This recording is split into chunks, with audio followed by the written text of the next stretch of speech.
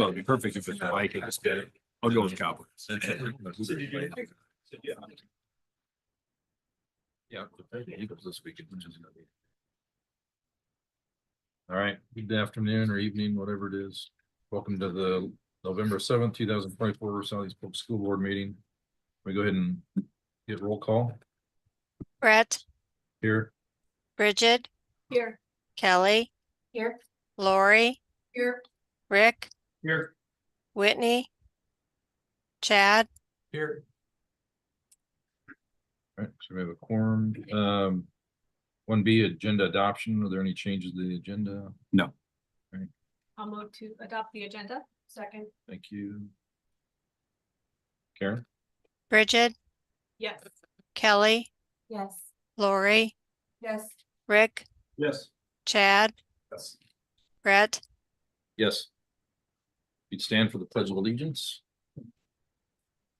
Pledge allegiance to the flag of the United States of America and to the republic for which it stands, one nation, under God, indivisible, with liberty and justice for all. Thank you. All right, do I have a volunteer for district vision and mission? I will. Thank you. Southeast Polk will learn, lead, live. Success for college, career, and civic life. Engage all students in learning a challenging curriculum delivered through quality instruction. Thank you very much. Okay, 1E, this is time for public comments. If there's anybody out there that would like to talk. Not you. Now you can, if you want. You get 3 minutes, 5 minutes as a group, and then see anybody? Lori, no? All right. Hearing none or seeing none, we'll move on. Item 2, new and old business certified annual report. Kevin, what you got for us? Motion to approve. Thank you. Second.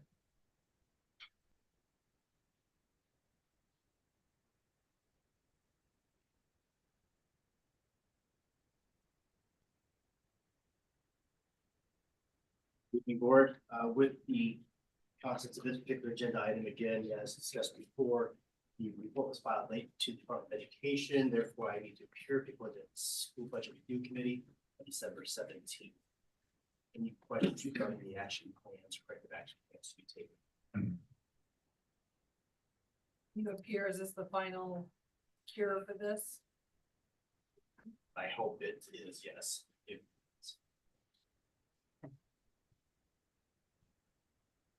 Good luck. Anything else from Mr. Patton? All right. Karen on the vote. No, Karen? Kelly, Yes. Lori, Yes. Rick, Yes. Chad, Yes. Brett, Yes.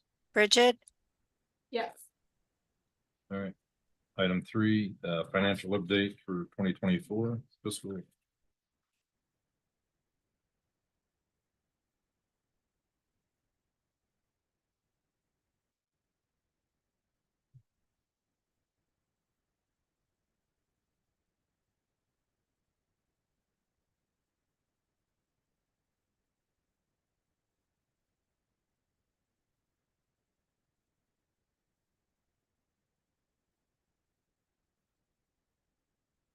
Review the fiscal year end activities, financial activities for fiscal year 2024.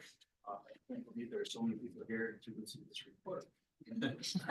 They've been waiting. Right. I'm gonna try to go through my notes. I really want to do a great job as I'm talking. If the questions pop up, if you have questions, just go ahead and go and speak up to them. But as far as general fund, just want you to know there, the total revenues, of 99.6 million.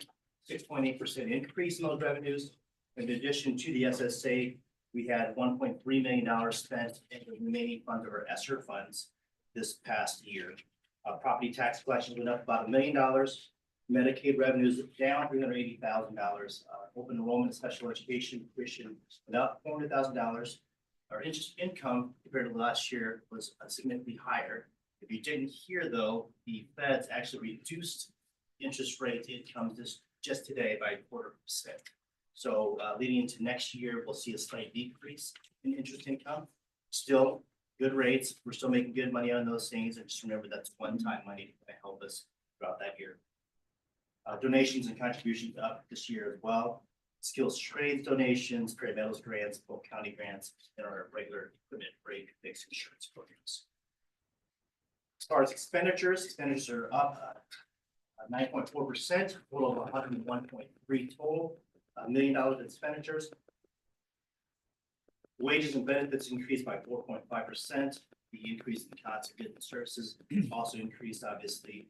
Our purchase services, our supplies and equipment went from 14.5% of our total spend to 18.4%. So I kind of dove into those areas a little bit because that kind of takes a big chunk of our general fund dollars as far as an increase. Our increases within our, and I've been saying this throughout the year, increases with our HVAC repairs, building repairs, equipment repairs were pretty significant this year of about 30%. Again, wages and benefits, I think more than projected. And then we need to start looking at more, we typically do look at utilization of couple funds when it comes to building repairs and such. But I wanted to be real conservative this past year as we had the admin building going up and also with the middle school construction that happened that is now complete. As far as the type of expenditures that we have in the general fund, personnel costs are 78% of our general fund expenditures. That is the lowest that I've seen it since my tenure here at Southeast Polk. Normally, we're still okay. Personnel costs within the K-12 sector in 78%. Just on the low end of that, again, a bigger chunk of that going to our purchase services when it comes to our repairs, buildings, maintenance, and those mechanisms. And then also the increase of purchase services. We were under an IFRS audit. We haven't been audited enough this year. We had an IFRS review of our wages, but I do understand for that this year 2026, there's no increase in that IFRS for regular employees, IFRS contribution for employees, and which is good news. Regarding all funds, we're up 144, total revenues are 144.7 million, up 11.7%. Bond proceeds, the remaining of the $92 million bond, we had about $6.8 million received. Again, working with the state aid formula, our increase in enrollment and a 3% increase in supplemental state aid for the main drivers, interest income as well. As far as expenditures, again, total expenditures of 162 million, down 5.8%. As we saw the middle school come off, the roadway construction kind of dwindled down. As far as construction costs, there was a decrease of about 25% in those construction costs. As far as where we spent those money in all funds, spent about half that money again with personnel costs. We take everything from the general fund through our food service programs. That's where things sit.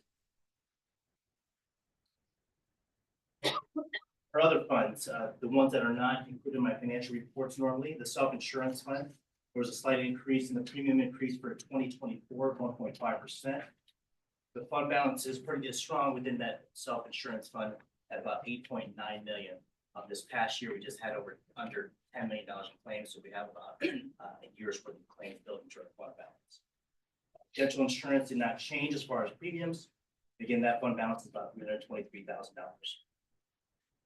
For the future, we have started talking with our insurance consultants regarding a request for proposal for third-party administrative services for medical claims.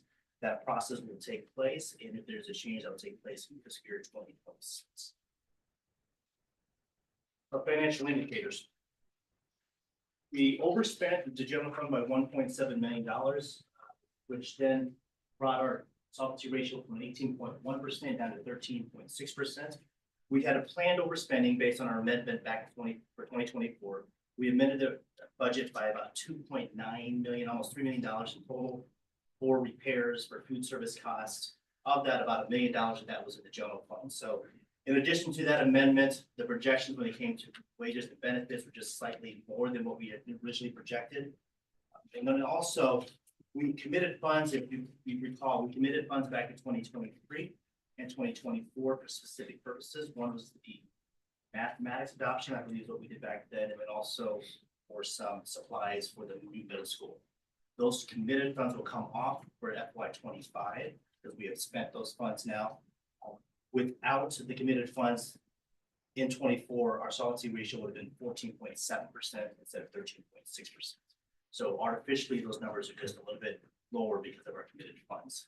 Make sure everybody understands that aspect of it. And we are still within the IASB projected range or targeted range of 7 to 17% and no more than 25% solvency ratio. Again, just a layman's term for solvency ratio is our ability to pay bills over the summer. Unspent spending authority, in addition to the reduction in solvency ratio, unspent spending authority kind of rides the same train. It went from 19.3% down to 15.8%. Remember the things that we do here as far as gaining spending authority for things like the negative deficit in the special education programs, our ELL access programs, and things that come through certified enrollment. We get all of that spending authority in order to get that cash that helps out our solvency ratio.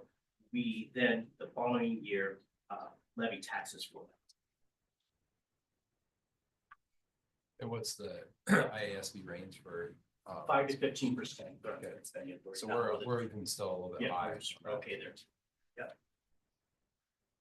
Major factors regarding this unspent spending authority. Our unspent balance totals $19 million. We collected 102.3% of revenues. We expended just over 100% of what we expected for expenditures.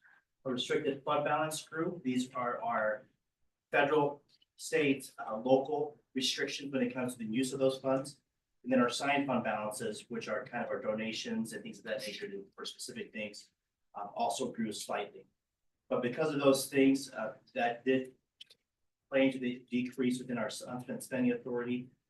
We will look to make sure we, again, leverage as much as the restricted fund balances or what we call categorical funding as much as we can, and for the purpose of trying to release some of the regular program dollars in the general fund. And then the final slide is just a recap for fiscal year end, our cash balances and fund balances in each one of the revenue and expenditures within that slide. Oh, I'm sorry, the last slide is actually, please ask a question. Okay, I have a question. Yep. So on the fiscal year ended June 30th, the narrative you sent out earlier this afternoon, you had diesel fuel costs decreased by 16.6%. Why is that? You know, we take information from our systems as far as what's being coded through that, but I don't know if the routes actually decreased within last year, 24 compared to 23. I don't know the details of why diesel fuel costs decreased, but I can certainly find out. Yeah, because that's a pretty big drop. And It is. I know we had people covering a few routes, et cetera, at once, but 16.6 is substantial. So I'd like to know where that is. Yep. It could be a combination of not only reduction of routes, but also reduction of cost per gallon of diesel fuel. But I'll certainly find it out. Yeah.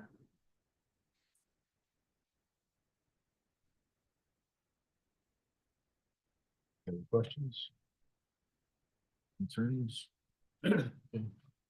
All right, thank you. Anything else? Hearing none, can I get a motion to adjourn? Motion to adjourn. adjourn, second. Whatever. You I'll want take the Chad one. Kelly? Okay, Chad and Kelly, all right. Good night, everybody. Meeting. Just kidding. Karen, do you need to change over anything? No, no. We will move to item number 5 is the 2023-2024 Board of Education organizational meeting. Call to order and a roll call. 24, 25. 24-25, I'm sorry. 24-25. Brett, Here. Bridget, Here. Kelly, Here. Lori, Here, Rick, Here. Whitney, Chad, Here. Thank you, Karen. Item number B is the election of president. Do I have any nominations for president? I would like to make a motion for president for Bridget Ernst, please. Second. Thank you, Mrs. Slings. The second was with Ms. Simmons. Any other nominations for president?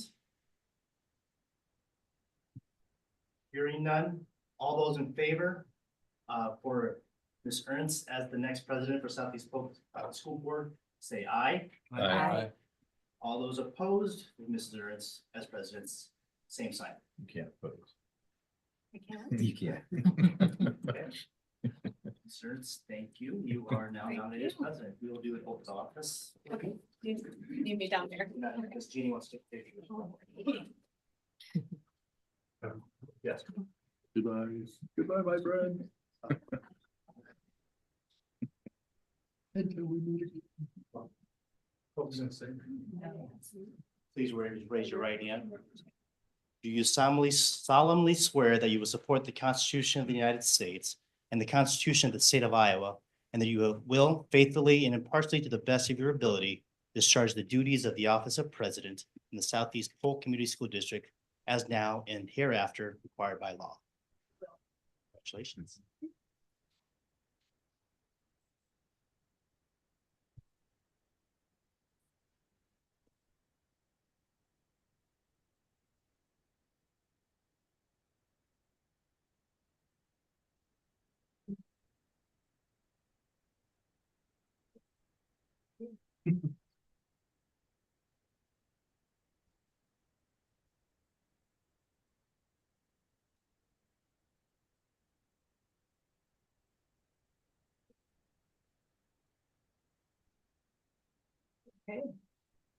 So, all right, we will now take nominations for the office of vice president. I'll nominate Chad Crab, the vice president. Second.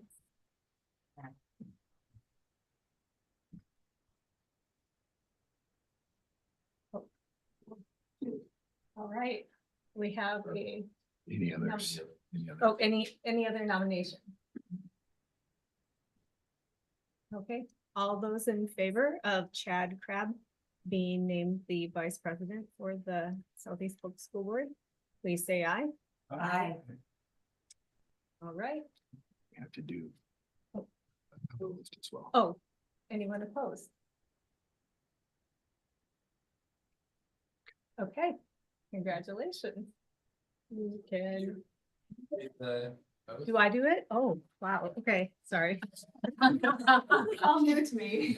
It's okay. Go down there. Maybe, Yeah, okay, picture. Got it.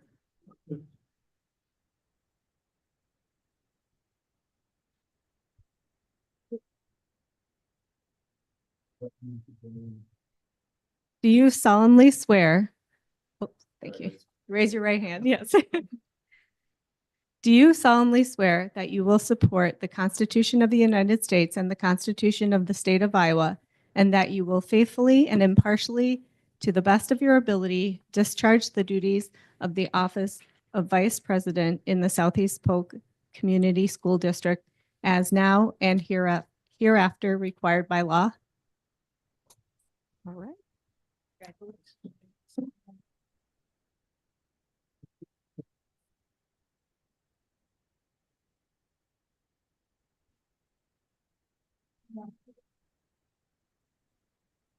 Take your name. Yes. Okay. All right, let's see, and now we, New business. new and old business. Okay, so, certified personnel action, usually the consent. But that's it by itself. So Oh, Motion okay. to approve the certified personal action. Personnel action. A second. Okay, Lori and Kelly. And Lori, Yes. Rick, Yes. Chad, Yes. Brett, Yes. Bridget, Yes. Kelly, yes. Okay, next is the middle school project, sandstone management final completion. Motion to approve. Second. Okay, we have first and a second, Lori and Chad. Any discussion? No? Okay, we'll move to a vote. Rick, Yes. Chad, Yes. Brett, Yes. Bridget, Yes. Kelly, Yes. Lori, Yes. All right, next we have middle school project, the Van Manen electric final completion. Motion to approve. Second. Okay, Brett and Lori, any discussion? Question? No?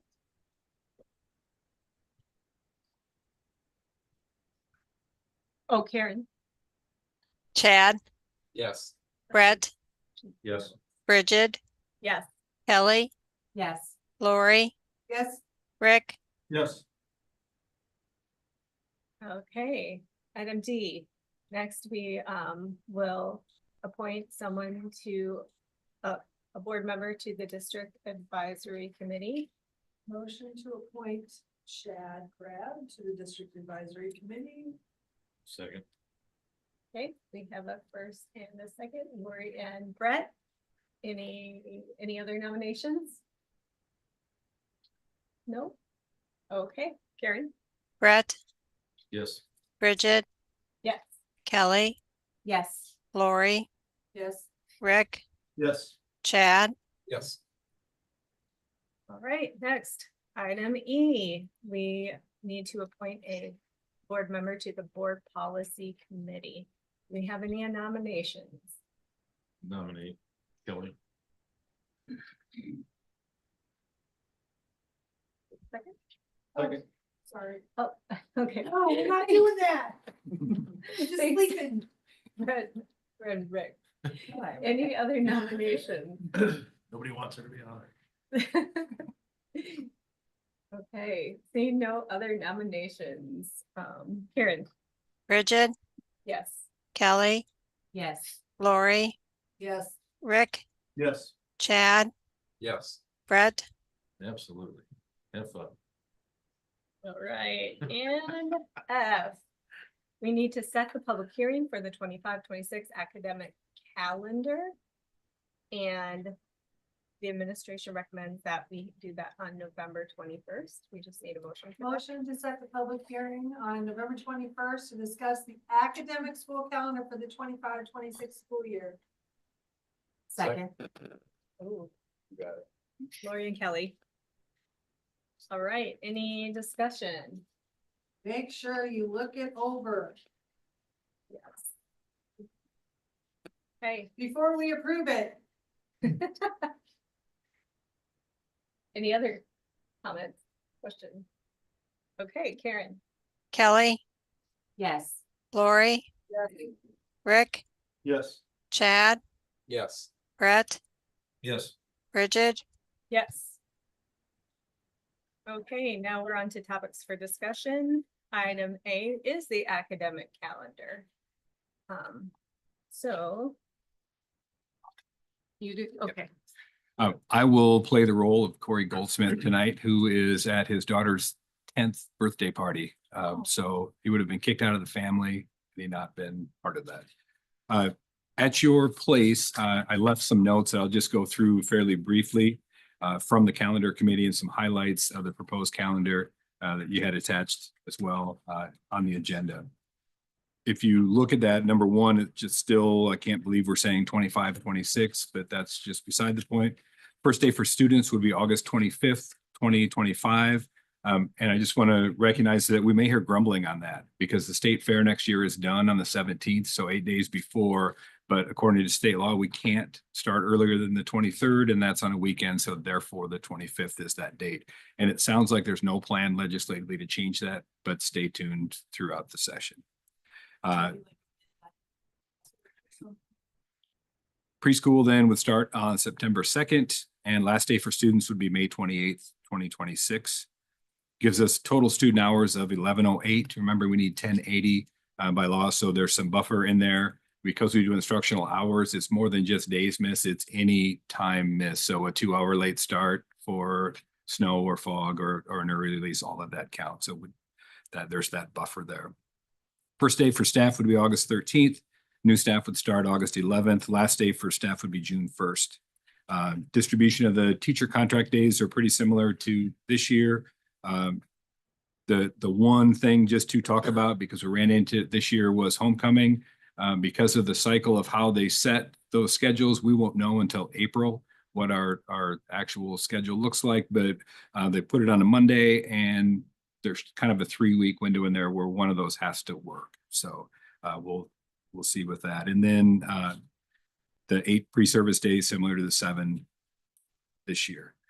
As you can see, there was significant discussion regarding the length of winter break because both Christmas Day and New Year's fall on a Thursday. And it was determined that students would have the full 2 weeks off. But staff would come back on Friday the 2nd for a work day. It was deemed that would be more useful than having it at the end of the year as they are nearing the semester change and time there. Spring break, March 16th through 20. Graduation, May 17th, seniors last day, the 15th. That works out to make sure that they hit the required hours by code as well. So those are just some highlights. I'll be happy to take questions and probably pass them on to Corey. But if there are any discussion points. Does break coincide with college break, or are we just like always? I don't know. That's a good question. I know you just mentioned it, but we're having our staff come back on January 2nd on a Friday. Just seems like our staff does a lot of work, and I know you just said that they prefer to have the PD that day versus. It's Some a other work, day. it's a work day. It's not Yeah. PD, so it's their, Work day. Yeah. But still coming back to work on a Friday. Is, But with no kids. yeah, but they're human beings. They have families themselves. They've been with them like 2 weeks. They're gonna wanna come. Just saying. That was Brett saying that, yes. I'm probably just speaking for my wife. Well, I know they looked into all that. yeah, I'll pass it on. I'm just Yep, saying, I'll pass the concern on. staff works hard. They deserve a break as well. But the other alternative is then we carry summer break into June. That's a good point, Lori. I'd rather get it over with January 2nd than move into June for school. If we don't have to. No, I do agree with that. Trade-off. Nobody wants to come in. All right. Okay. All right, so next item on the agenda, fiscal year 26 high school program of studies. Looking at 26. Oh, my heavens. Right.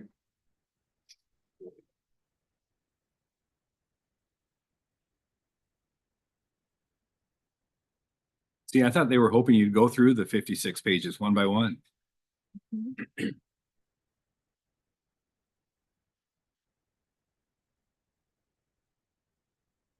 evening, board. Mr. Daly and I are both are here now with the registration guide having impacts in both of our buildings. Kind of some notes up at the very top of this is the summary of all the changes that were inside of that 57-page document. But that second paragraph there, if there's an asterisk next to any course, it means it's a course that's only offered at the junior high and 9th grade students. If there is a caret next to any course in the book, it means it's a course that's offered in both the junior high to 9th grade students and at the high school to 10th to 12th grade students. And if there's no superscript next to the course name, then that means it's a course only offered in high school. So the same notation that we used last year, but just as a reminder, for the flip of the book, you see those carets and asterisks, what that means. Okay.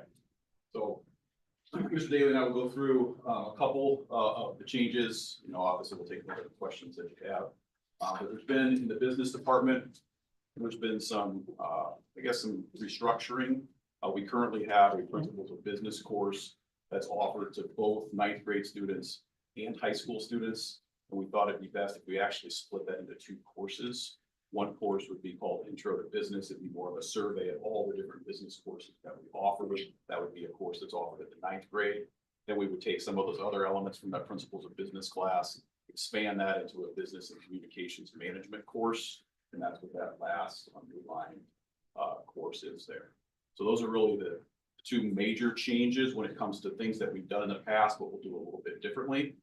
Bailey has a couple of 9th grade specific courses that he'll talk about. You know, a couple of classes that we were looking at adding at the junior high level, with robotics leaving our building, we don't have class specifically in our building that deals with computer programming pieces. That's why we're interested in bringing in computer science essentials.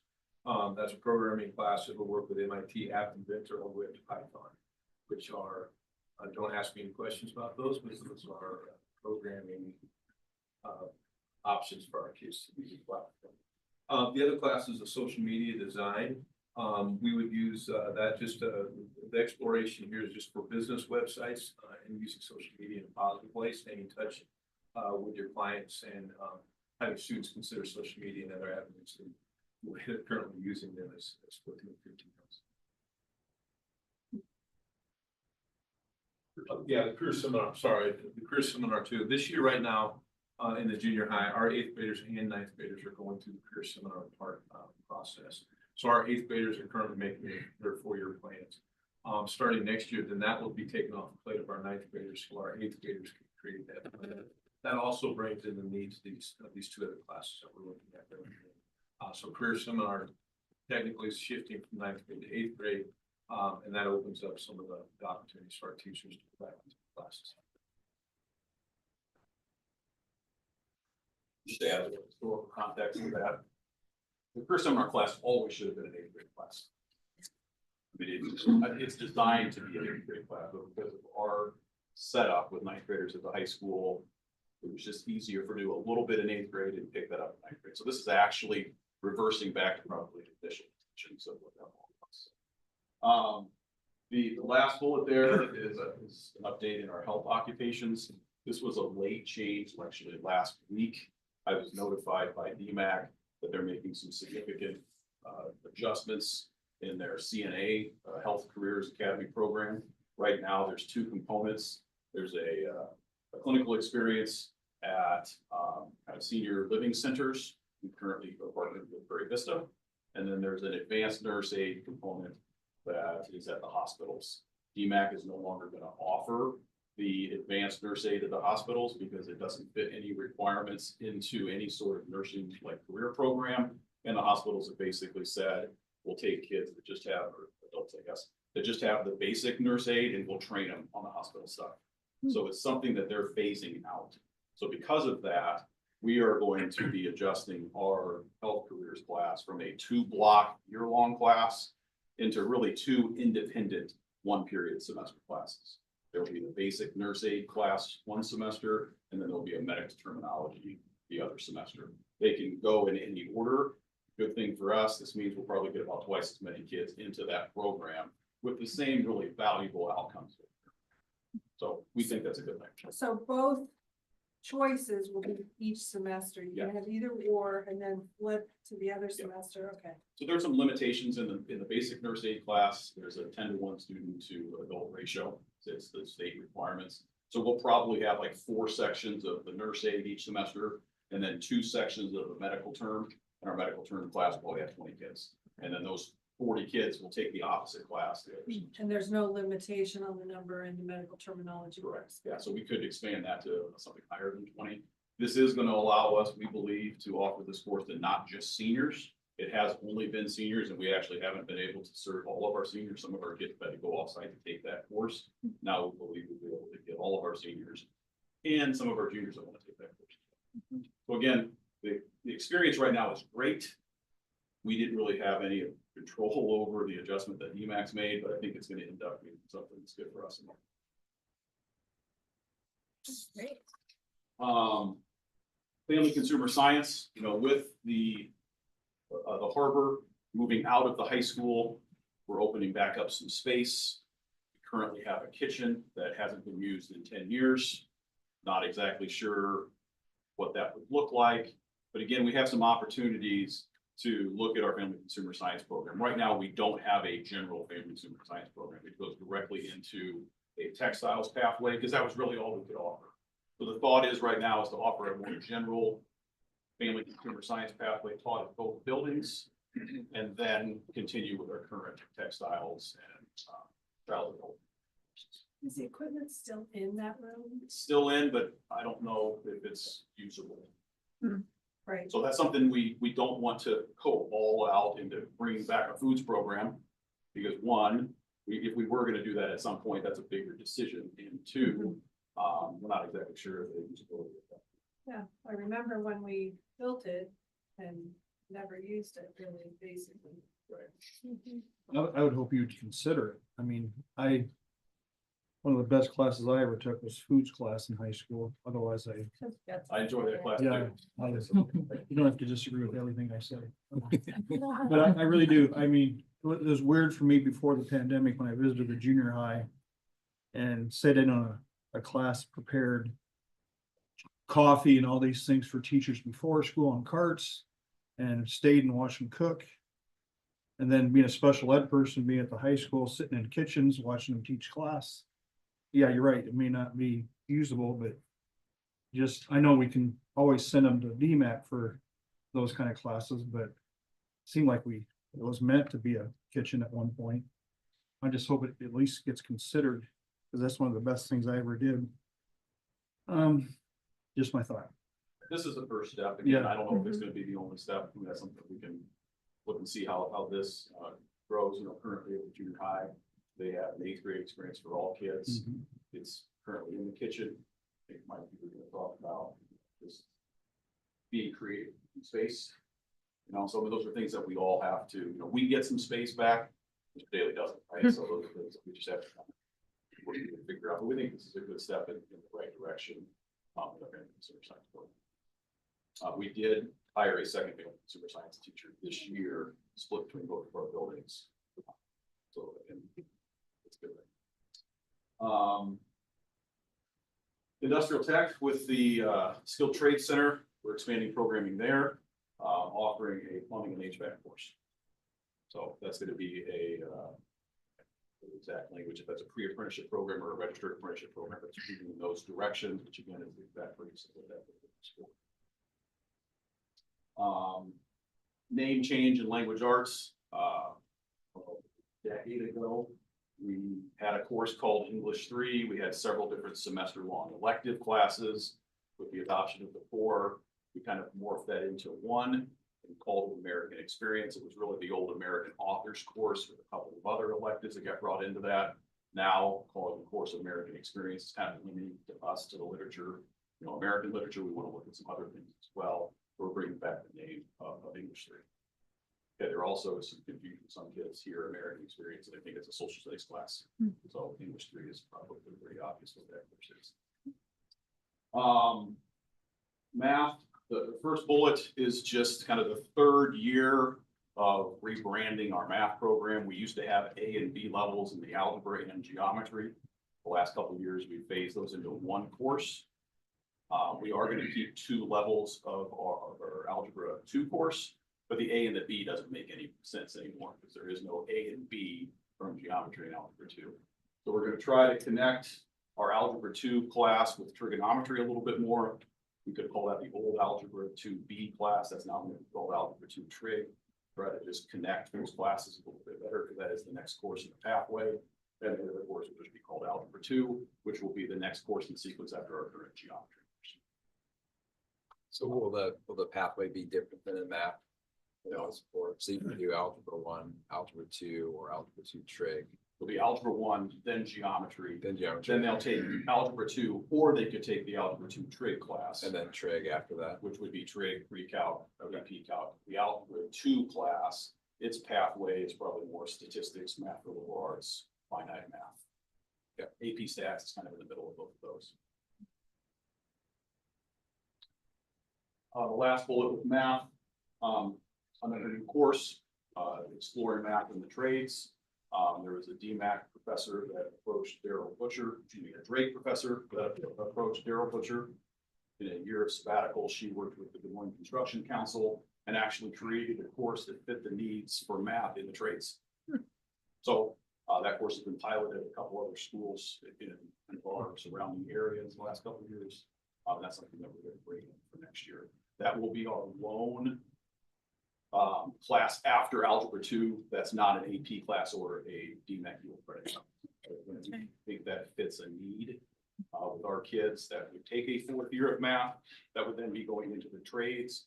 And this would be a class that would prepare them to take industry certification exams and do all hands-on stuff.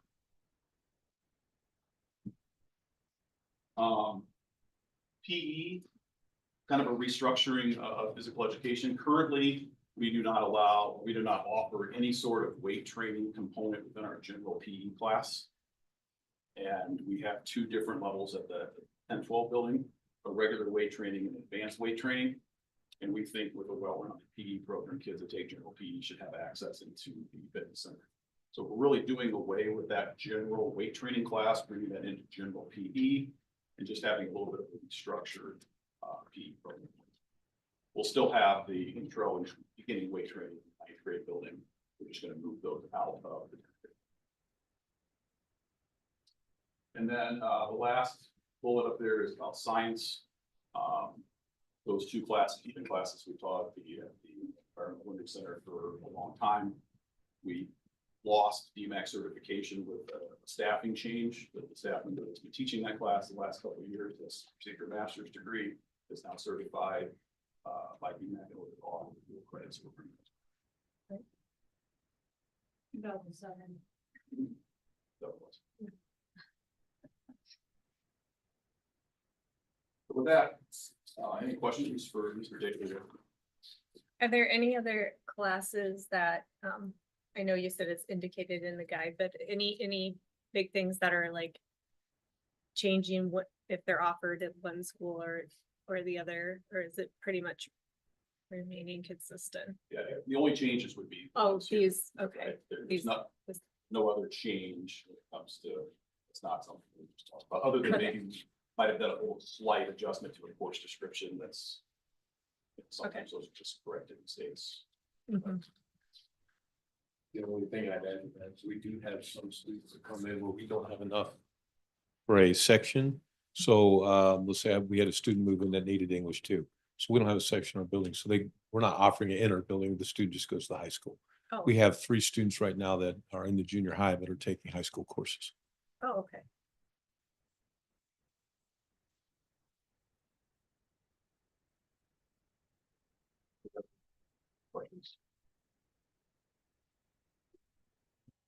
Thank you. Thank you. Thank you.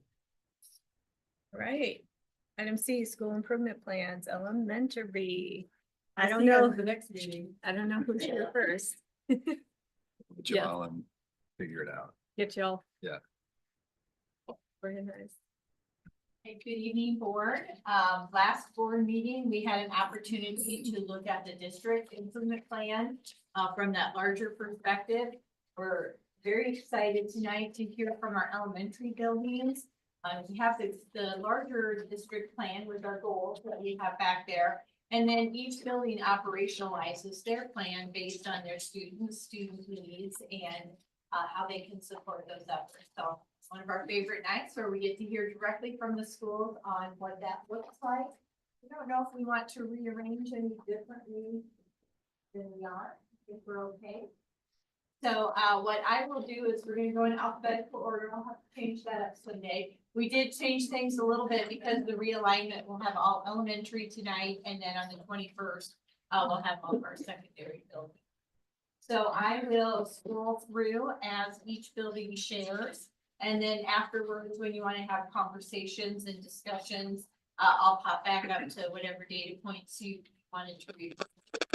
Now, in the past, we have had each school go all the way through and then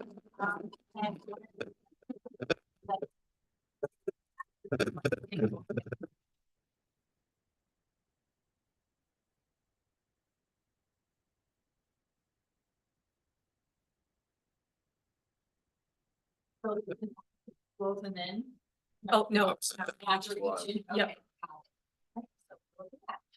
Okay, I will get things started on the board.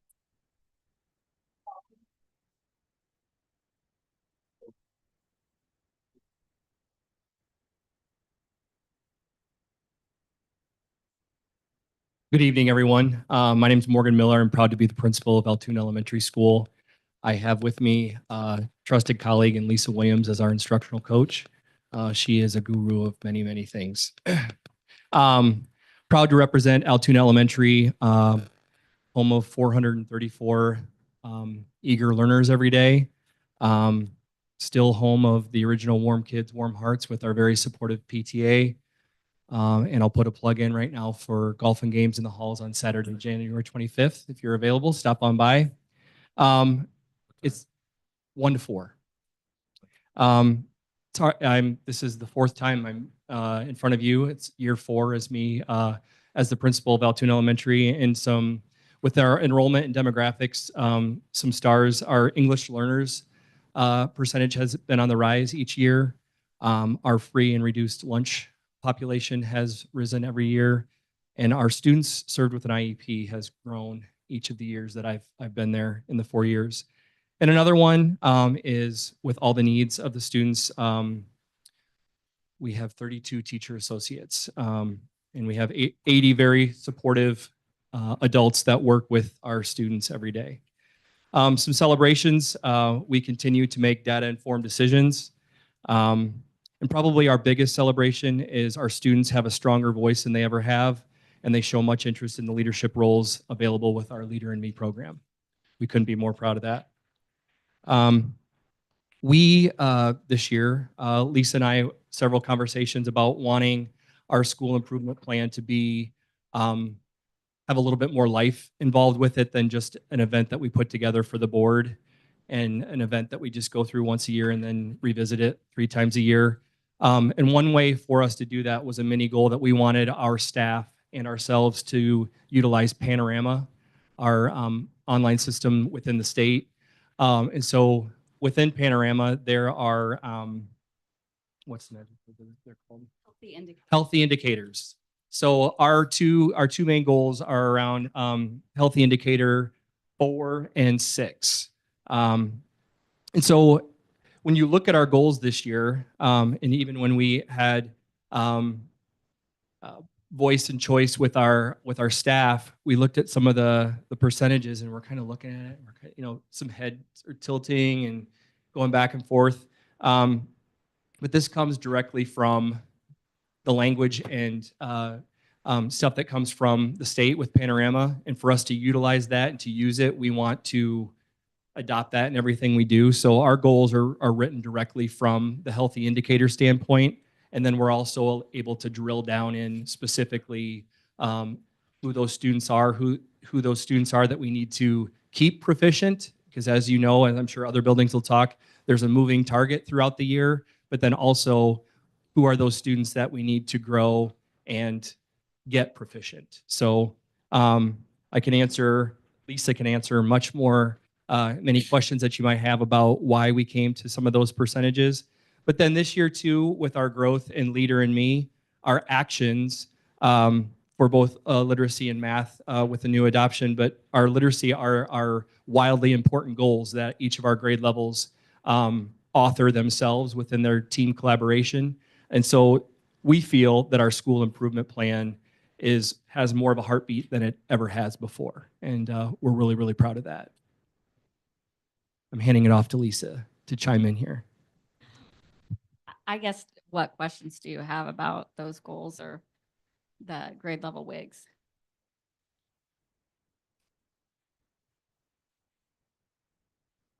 I've got a question about like you fly. You guys were one of the first to adopt that. How do you feel like that's going, and what have you learned? Yeah, so this year I think we're last year was all about implementing it as designed, how it was researched as a system, and so we followed it exactly how it was done in the research study. This year we are doing more tweaking to make it meet the needs of our specific context and the needs of our kids, because we have to we have to know what to do to respond to the kids that we have right in front of us. And sometimes that means that we need to adjust.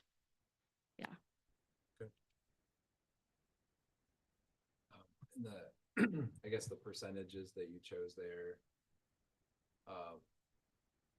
95% of all students, like, how did you pick that as the number? Yeah, so those, one of the things, and Carrie helped us with this too. One of the things that we do really well, I feel like at our building, is we work really hard in the intervention piece of it. And we do move kids, but sometimes we're not always keeping our eye on the kids that started proficient. And so that goal is written, that's healthy indicator number 4. And that is written so that 95% of the students that start the year proficient stay proficient in the spring.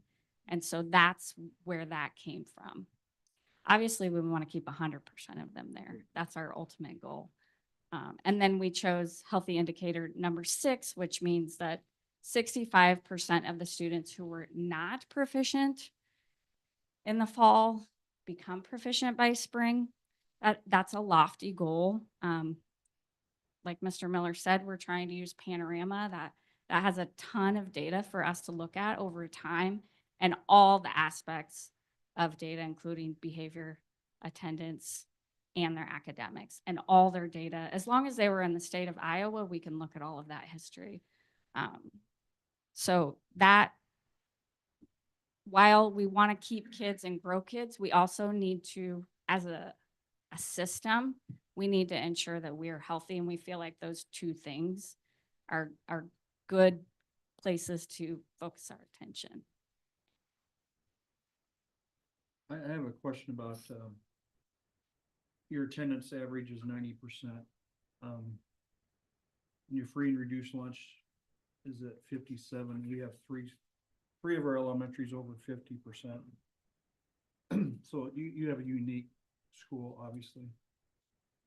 Dr. Latham presented to us at the start of the school year the changes in attendance requirements and more strict, or letters go out sooner than they used to and all that stuff. I'm just a little concerned if your average attendance is 90.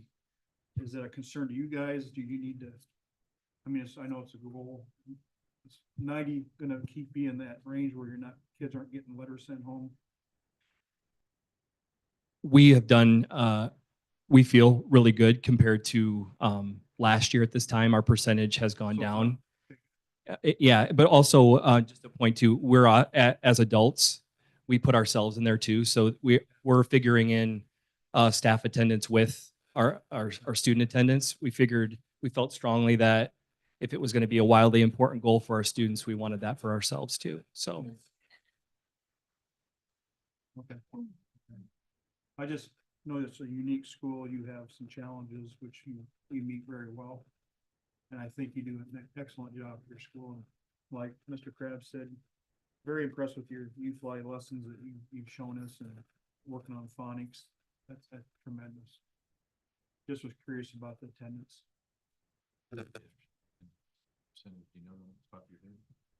So, Students. well, I can speak for that. So it's one of our wildly important goals that we scoreboard every week. So it's public for our entire building. Now, I figure in Panorama, I look at that average daily attendance, and usually we're within 93 to 98% with the students. But when we roll in our staff in that, then but we typically run 93 to 98% average daily attendance.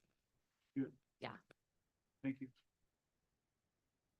just a caveat too, that this is for the attendance for adults is days that there's personal days used, or people are where they need to be with their families during different times too. So this isn't just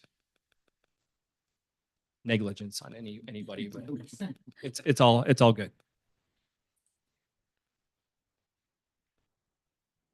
I appreciate the questions and the opportunity to speak before you tonight.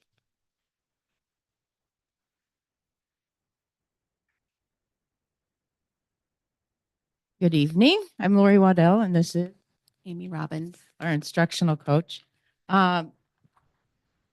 just to highlight a few things that we're proud of that have been going really well. One of the things on here we put was the fast proficiency score for first grade was 75% this fall.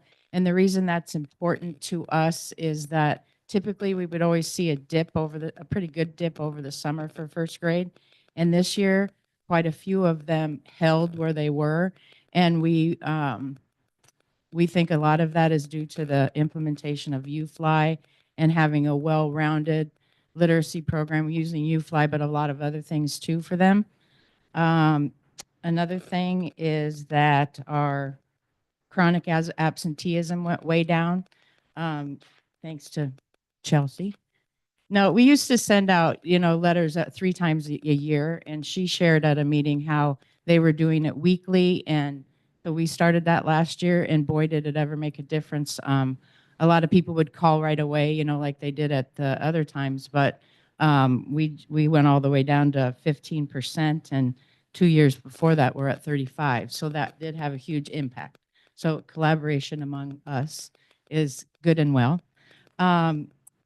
One of the biggest things that I think that we are starting to really get a handle on and do very well is figuring out how to help each individual child.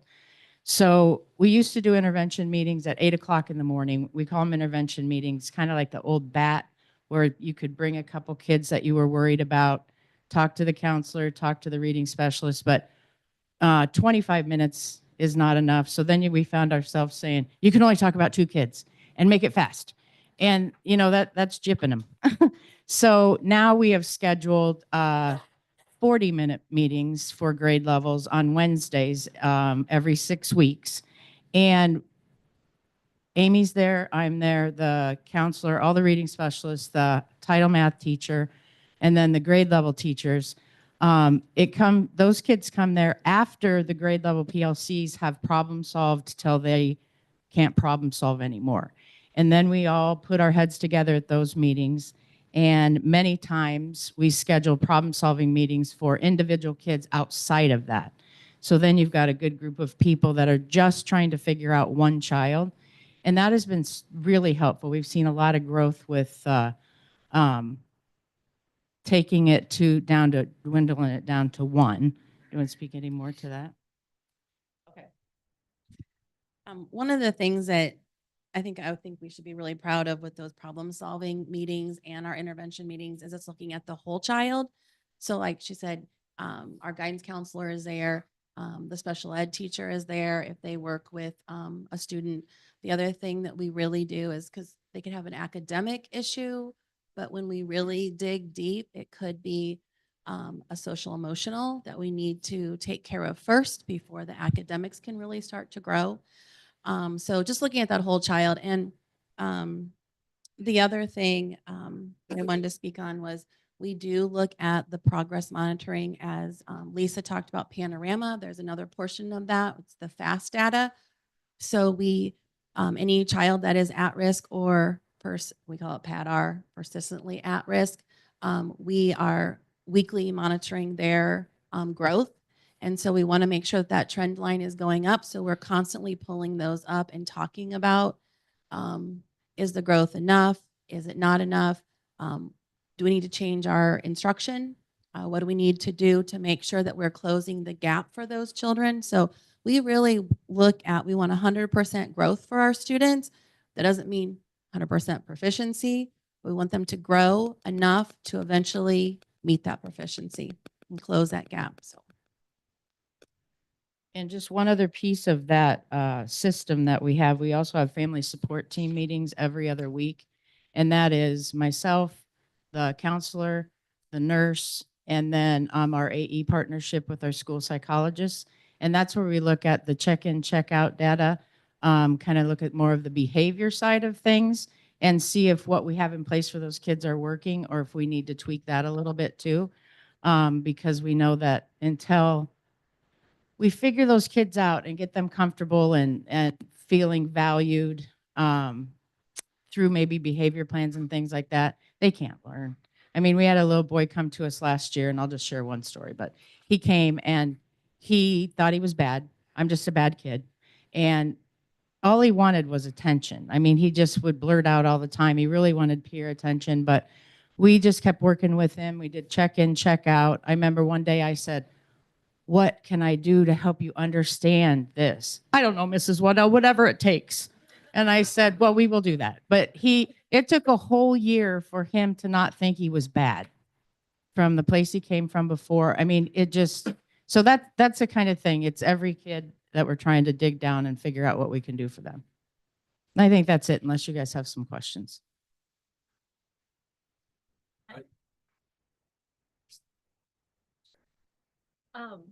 I'm intrigued by this school-wide WIG, read 40,000 days. What does that mean?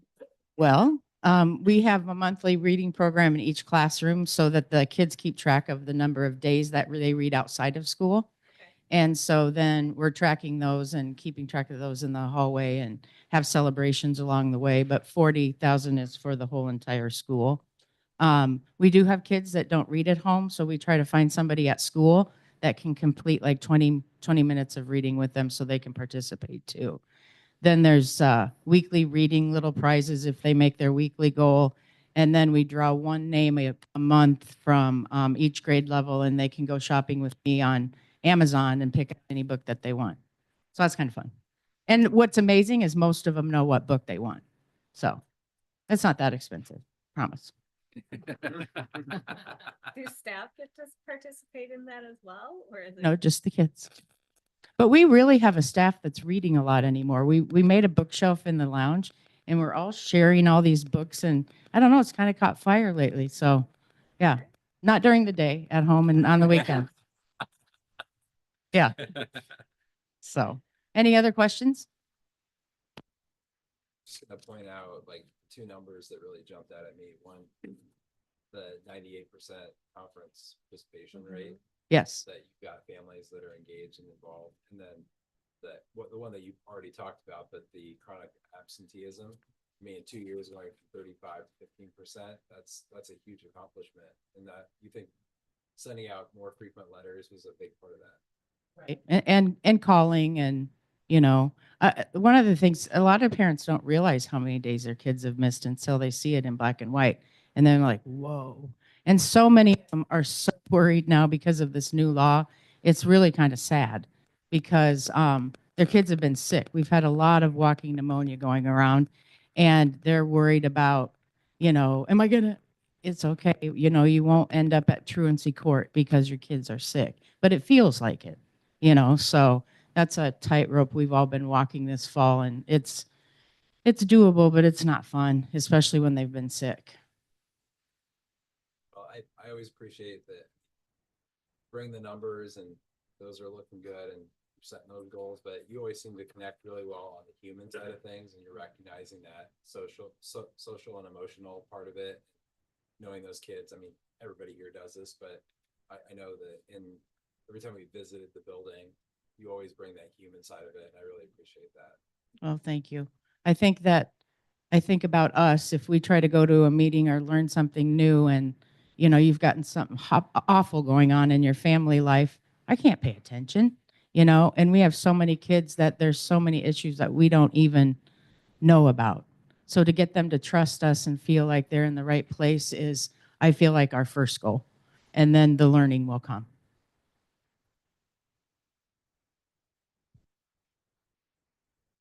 Still see.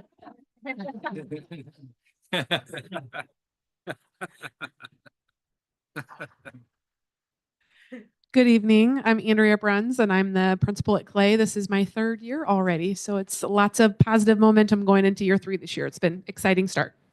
And I'm Annie Poblacki. I'm the instructional coach, and I've been at Clay for a while. Like I said, we are really excited about the positive momentum that we have had going into the school year this year. We spent a lot of time at the end of last school year reflecting as an entire staff, really digging into data, really digging into our school improvement plan from last year, and really just trying to analyze, dig deep, come up with rationale, what worked, what didn't work, what do we need to do. We spent a lot of hours and did a lot of brainstorming about what exactly was it that we wanted to do and what did we want to focus. And so we came up with just 2 big rocks this year. that feels like it's already been a game changer with, it's really easy to focus on two things versus the 50 other things that come across your plate. But if we can keep a focus on two things, and two big rocks, which were just focusing on tier one, so having a strong first instruction along with a safe and inclusive environment, kind of piggybacking off what Lori said, even though we're a really big building and have over 714 students this year, we want every single one of our students, preschool all the way up to 5th grade, to make sure that they feel safe at school and that they have a trusted adult. So again, aligning all the work that we're doing has felt more manageable. When we think about strong tier one instruction, all of our professional development has been focused around those practices and really trying to support teachers and helping them figure out how we can continue to motivate students and have that strong first instruction so that when we get to intervention and reteaching and those pieces, we don't have to have as many students that are engaged in that. And so we can have them engaged in the practice. We've really aligned our tier two practices this year to include our reading specialists, special education teachers, ESOL, everyone doing that reteaching of core so that we can reinforce that core and those grade level standards that we ultimately want kids to be able to walk away knowing and learned by the end of the school year. And so that's been a really strong push for us. And then during our win time that we have in the afternoons, which stands for What I Need Now, is when we get to go back then and do kind of that intervention, more of that tier three work to try to backfill skills for students. So we've been able to create a master schedule that allows us to align all of our small group time with our extended specialists that are able to support that, along with a big school has its benefits, sometimes drawbacks, but one benefit is we were able to find 2 hours of collaborative time for each one of our PLCs every week. So they really get a lot of time to collaborate and unpack standards and really focus on that strong first instruction so that we can ensure that we're continuing to move our building data to that 100% goal, which I know everyone always thinks we're crazy for, but 100% is 100% to us at Clay, and we really truly want and believe all of our students can get there. So with that collaborative effort and making sure that all of our teachers are on the same page and that we have that strong reinforcement that we know that we can get there. Some of the other things we're really excited about is on Wednesdays from 9 to 9:30. We have weekly rotations where that's really leader and me focused, but it's also ways that we can support that safe and inclusive environment, Big Rock. One Wednesday is Clay Clubs, and so students get to choose a club of high interest to them and get to engage with other kids to help them find their genius and be creative and find the things that are really exciting to them. We have buddies that they get to meet with at least once. Sometimes they sneak in 2 or 3 times a month, depending on the activity, that we pair lower grade level with upper grade level. Again, just kind of lets our younger kids get to have that buddy with the upper grade levels, and just really trying to get them more aspects of the building so the big kids don't seem so scary. But then it also is really fun for our older kids to kind of get to take on that leadership role with our younger kids as well. Our student lighthouse team is now leading all of our assemblies. So we just had one yesterday that was completely planned and led by our students, which is really fun. And they have planned way better assemblies than we have in my 2 years prior to being at Clay. It's just amazing. What we're finding is when you put leadership roles like that into kids' hands, that they really truly can think and, be different and create things that are way better than the adults can. So that's been really, really fun. And then finally, we've got action teams as well. So we have our adult action teams, which are aligned with our building goals and supporting kids, but then we also have our student action teams. And so those vary by grade level. It's kind of how we've decided to continue to implement so that it's appropriate. So kindergartners are doing appropriate leadership roles, and then our 5th graders get to kind of take on some additional roles.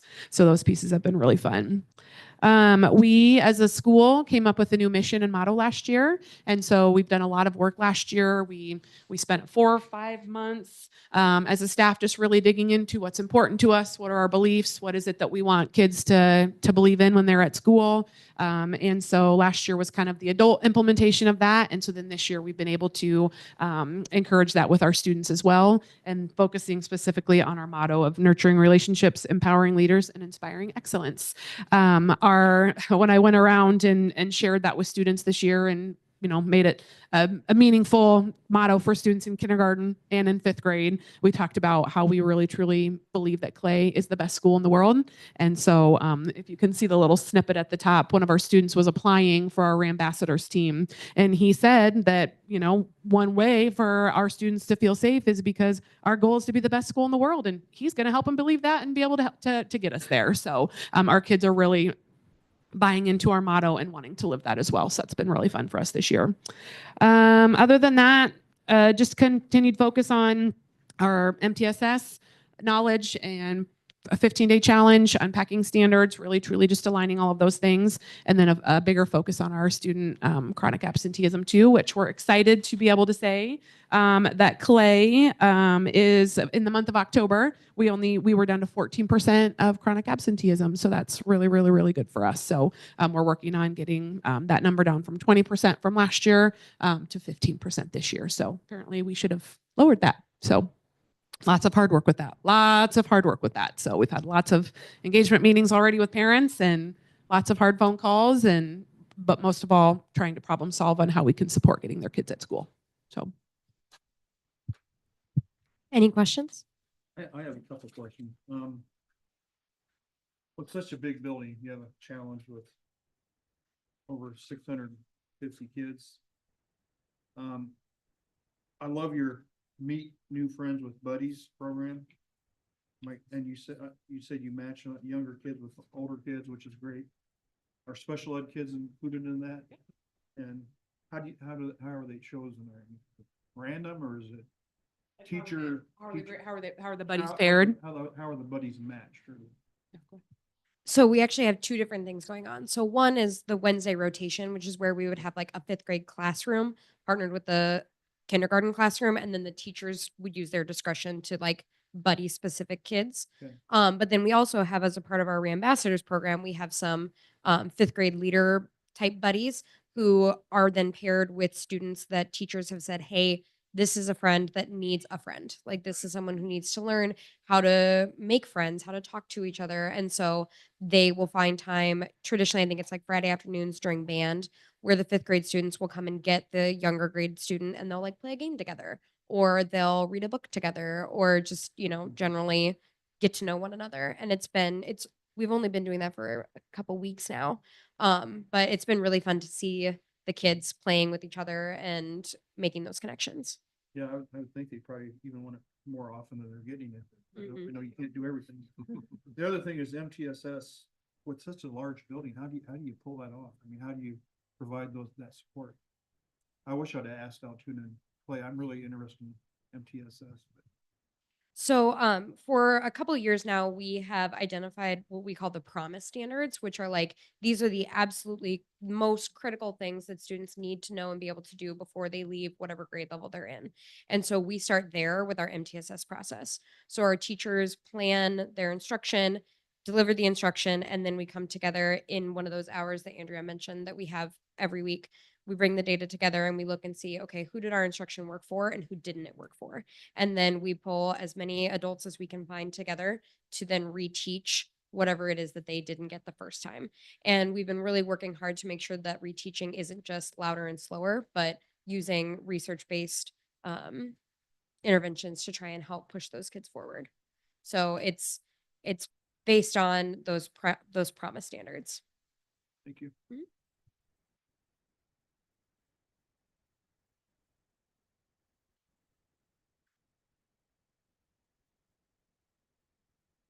Good evening. I am Chelsea Clark, principal at Delaware Elementary. Susan Moeller, instructional coach. So what we're going to do while we share is we're going to share 3 celebrations, and we're also going to share 3 big rocks in an effort to keep our conversations focused. So the first thing what we want to do is celebrate our attendance as well. Currently, our chronic absenteeism is at 10%. Last year at this time, our chronic absenteeism was at 15%. We've worked really hard to put systems in place to ensure that that number continues to drop. So we're very excited about that. We'll talk a little bit more about that in our big rocks as well. Another thing we're really excited about is where we are at in the process of Leader in Me.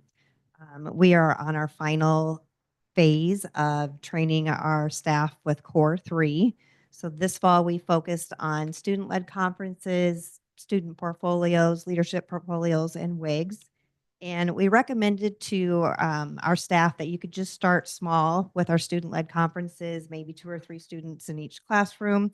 And amazingly, our staff decided to go for it all, and pretty much all of them led their own conferences. So I had the opportunity to videotape a few and take some pictures of some. And what I noticed is that the students were really proud of their leadership portfolios. And in those portfolios, they had things about themselves, about the WIGs, about their learning, leadership, and celebrations. But my favorite part was the part when they got to tell about how their lead measures were influencing the grade level WIGs. And I heard that all the way down to the kindergarten level. They were able to talk to their parents and talk about how their actions were helping them to achieve their goals. And so first graders, for example, they understood that their hard work on the lead measure of UFly was going to influence their grade level WIG of fluency. So we're really proud of where we're at on Leader in Me. And lastly, academics, you can look at our celebrations and see the many things that we can celebrate from FAST to ISASP. But I do want to highlight that 80% or more of our 3rd through 5th graders were proficient on both math and ELA this past year on ISASP. And again, research tells you that 80% means you have a healthy core. And one of the things we're focusing on at Southeast Polk is strong first instruction, just as Andrea mentioned. And it's something that we're focusing again on this year, but it's something definitely to highlight that is something we focused on and we're seeing results from that. I also want to share just 3 big rocks, similar to Andrea. We have multiple goals that you can read. And some of our goals did shift to 100% goals after our SAI conference and hearing some research behind that. But not all of them, but some of them did. But I want to focus in on 3 big rocks that we are highlighting this year. The first one being alignment. So last year we focused on our system. It was ensuring we have a system that supports all students. And for example, looking at MTSS. So we're ensuring MTSS is protected for all students. No intervention. No, we don't have interventionists, special education teachers. No students are being pulled from MTSS ever at this time. That is extremely difficult to do in the system. And so we've had to think outside the box a little bit and ensure that that system is in place. And now that we feel like we're in a really good place with our system, we've been able to move this year onto alignment. One of our teachers this past summer read the book All Means All, and excitingly enough, that is coming to us next year as an event. And she had that book marked up from the beginning of the book to the end of the book and shared it with me. And I was able to kind of see her notes throughout the time that I read the book. And Susan and I met not long after that, and she had all of these things. Like, these are the things we could do to make sure we have more alignment between all tiers of instruction. And so we really sat down and thought that needs to be a big rock for us this year after ensuring we have a system that supports that. And so we meet as a team before every unit, and it's very similar to the 15-day challenge, but we break down and unpack the standards as a team. We make sure everyone has a seat at the table, your interventionists, our special education teachers, our ESOL teachers, Susan, myself, and anyone who supports the students in that grade level. So we're meeting in a grade level PLC. We look at the unit, we identify the standards that need to be taught, the targets, those stair steps that help you get to that standard. We look at the CFAs, we look at the unit assessment. And I think the biggest thing that we do is identify the barriers and the scaffolds that allow students to find success no matter where they're being served. So they're going to receive strong first instruction with this collaboration that we're looking at together. They're also going to receive alignment between if they're pulled for an intervention or if they're pulled for SDI minutes, if they're pulled to do minutes with our ESOL teachers. They are going to receive alignment within whatever we're teaching in that unit, whatever the standards are and those targets that we're meeting. So that has been something we've focused on this year. We just attended a coaching academy, and I think one thing I can pull from those 2 days that we've had together and two of our teachers is that we're on the right page. Like we are moving in the right direction. We were able to identify that we're doing the things that we know are very important and that we need to be doing for students. And so I'm excited for 4 more days of that throughout the year, but to continue to have those conversations as a group to say, these are the things that we know that we have to teach in order to meet the standards, but these are the things, the scaffolds we're going to put in place for all students to make sure that they can access the things that we're teaching. So that's one of our big rocks.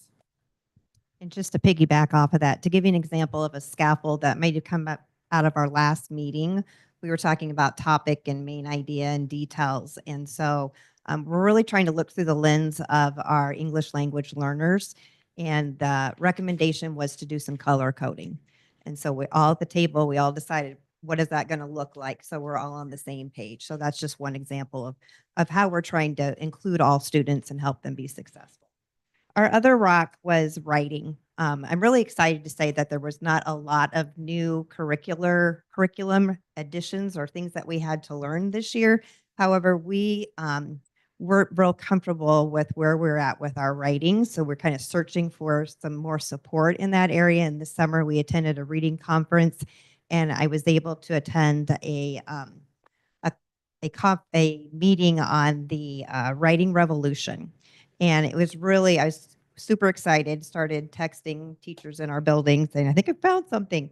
But it has a real emphasis on helping students plan their writing, which we have found to be very difficult for them to do. And through this planning, they use templates for writing paragraphs called the single paragraph outline.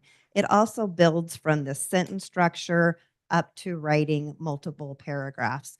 And we've decided to do this learning during our PLC time and make plans for implementation of that. And then lastly, our third big rock is attendance. And so that is our culture and climate goal. And we have a lot of actions that are supporting that goal. One thing I want to highlight is that our counselor, Megan Davenport, is she works very hard to put together a system that supports all students. She is incredible at looking at our early warning system, and we use Panorama for that to identify students that are at risk. And I want to highlight one tier 2 intervention. We have a bulk of tier 2 interventions that we use right now for students that are at risk or at risk of being chronically absent. And one thing that we put in place, we did at the end of last year and started this about a month ago, is success mentors. And you can, it's kind of like adopting a student, essentially.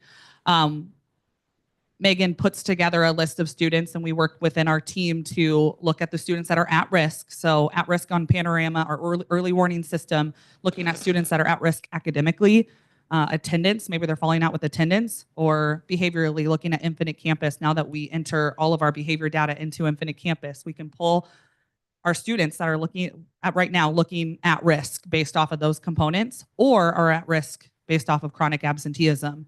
And we make a list of those students, and teachers, associates, staff members, kitchen staff, custodial staff, they can adopt a student. And what that means is that they are committing to talking with that student weekly in some sort of way. It's a connection. It's not, you're not at school, you need to be at school. I'm here to talk to you about attendance. It's not that at all. It is truly a connection, someone that's going to mentor them, coach them, be their encourager, champion them when they're at school, when they're not at school. They may leave them a habit hero when they're at school. They'll know their birthday and they're going to eat lunch with them on their birthday or bring them a snack.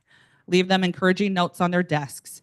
But they are committing to that weekly connection. Many of them call home, make positive phone calls home. And again, this is coming from a separate staff member in the building and someone that they may not hear from on a daily basis or weekly basis. And so this is something that we feel strongly works very well for most of our students that are at risk of being chronically absent or just at risk in general right now, and providing them that safe adult that's going to connect with them and allow them to find success while they're at school, and also find someone that is going to encourage them along the way. So that's something that we've put in place For a tier 2 intervention, another one we've done is a calendar. So any student that is at risk of chronic absenteeism will get a calendar, and they stop in with their mentor or someone that they feel close to, and they put a sticker on their calendar when they're there. It seems very simple. But once they hit a certain number of days, they set a goal and they receive whatever they're working for during that time. But it allows them to see throughout the month how often they're not at school. And it's a very simple thing that they can do on their own. So that's another tier 2 intervention that we've put in place for attendance. Questions? I love those ideas, the success mentor and the calendar, making the positive out of it instead of the punitive, because like with the new legal changes, it feels very punitive. And I can only imagine that the more kids know that they have someone at school who noticing if they're there, looking forward to seeing them, that would have a good impact. You mentioned Habit Hero. What is that? Yeah, so students can earn habit heroes by demonstrating the habits. Anyone can give habit heroes, and you have a spot where you can write them out. We used to be positive notes, now they're habit heroes. They are then put in a little container, and we draw 5 of them, and those go on the morning announcements the next week. We also have class-wide habit heroes, and those are things for, the whole class can be, called out for demonstrating success in the hallway, transitioning, at lunch, at recess, kind of those unstructured times. And they're accumulating those. Their goal right now, but by the time we have our third Leader in Me assembly, the goal is that they have 20 and they hang them outside of their classrooms. So when you walk by the classrooms, you're going to see all of them outside the classrooms. Yeah. Just want to tell you the student-led conferences this year were awesome. Yeah, we have a parent in house, so. That was probably my favorite conference I've ever attended. Just the amount of, just to see how excited and proud he was. It seemed like he was just so mature in leading the conference. I think that's just awesome to get him ready to just be presenting and talking. And he was arguing a little bit about some of the policies, but yeah, it was really neat. So I really hope to continue that. That was a great experience. Thank you.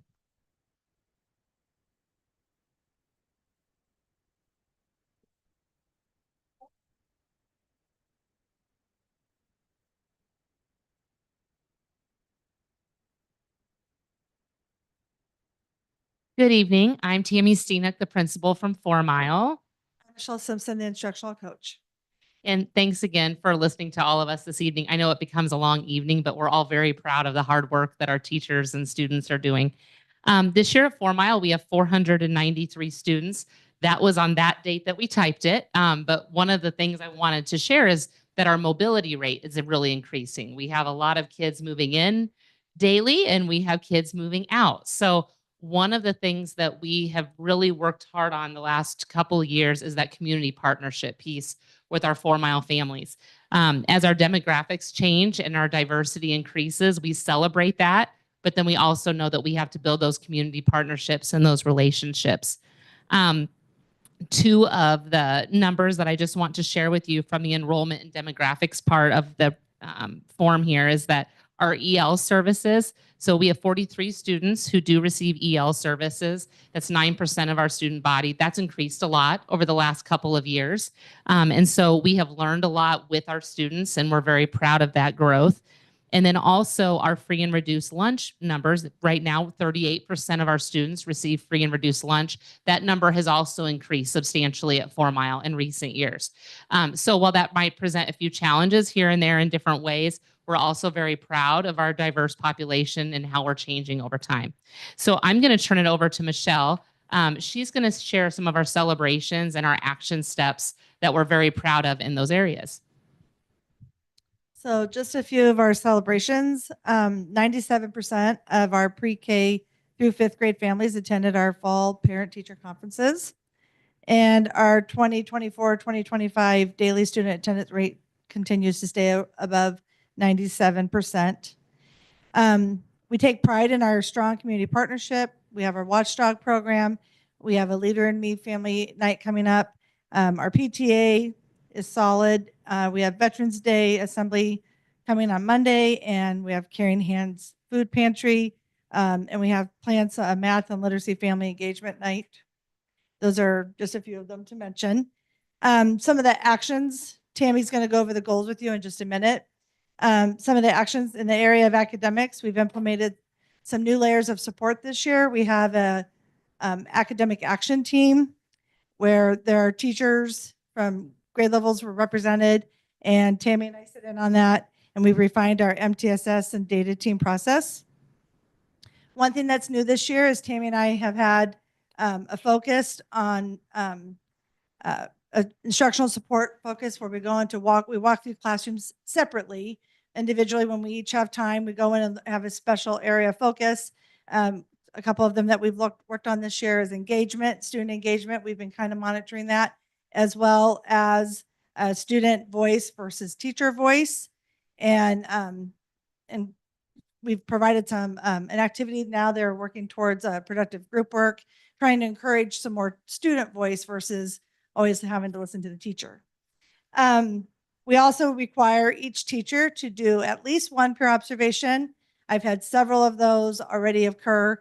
And out of an action team meeting earlier this year came where the teachers wanted some feedback from their peers. So now they have a peer feedback form that they fill out and leave just between the two of them, maybe a takeaway or an idea that they got, maybe even possibly some feedback. And the peer observations, there was a little bit of pushback initially several years ago when this was initiated, but now we have people, they're required to do at least one. We have people that have to do several. They go and get new ideas, so that's always great.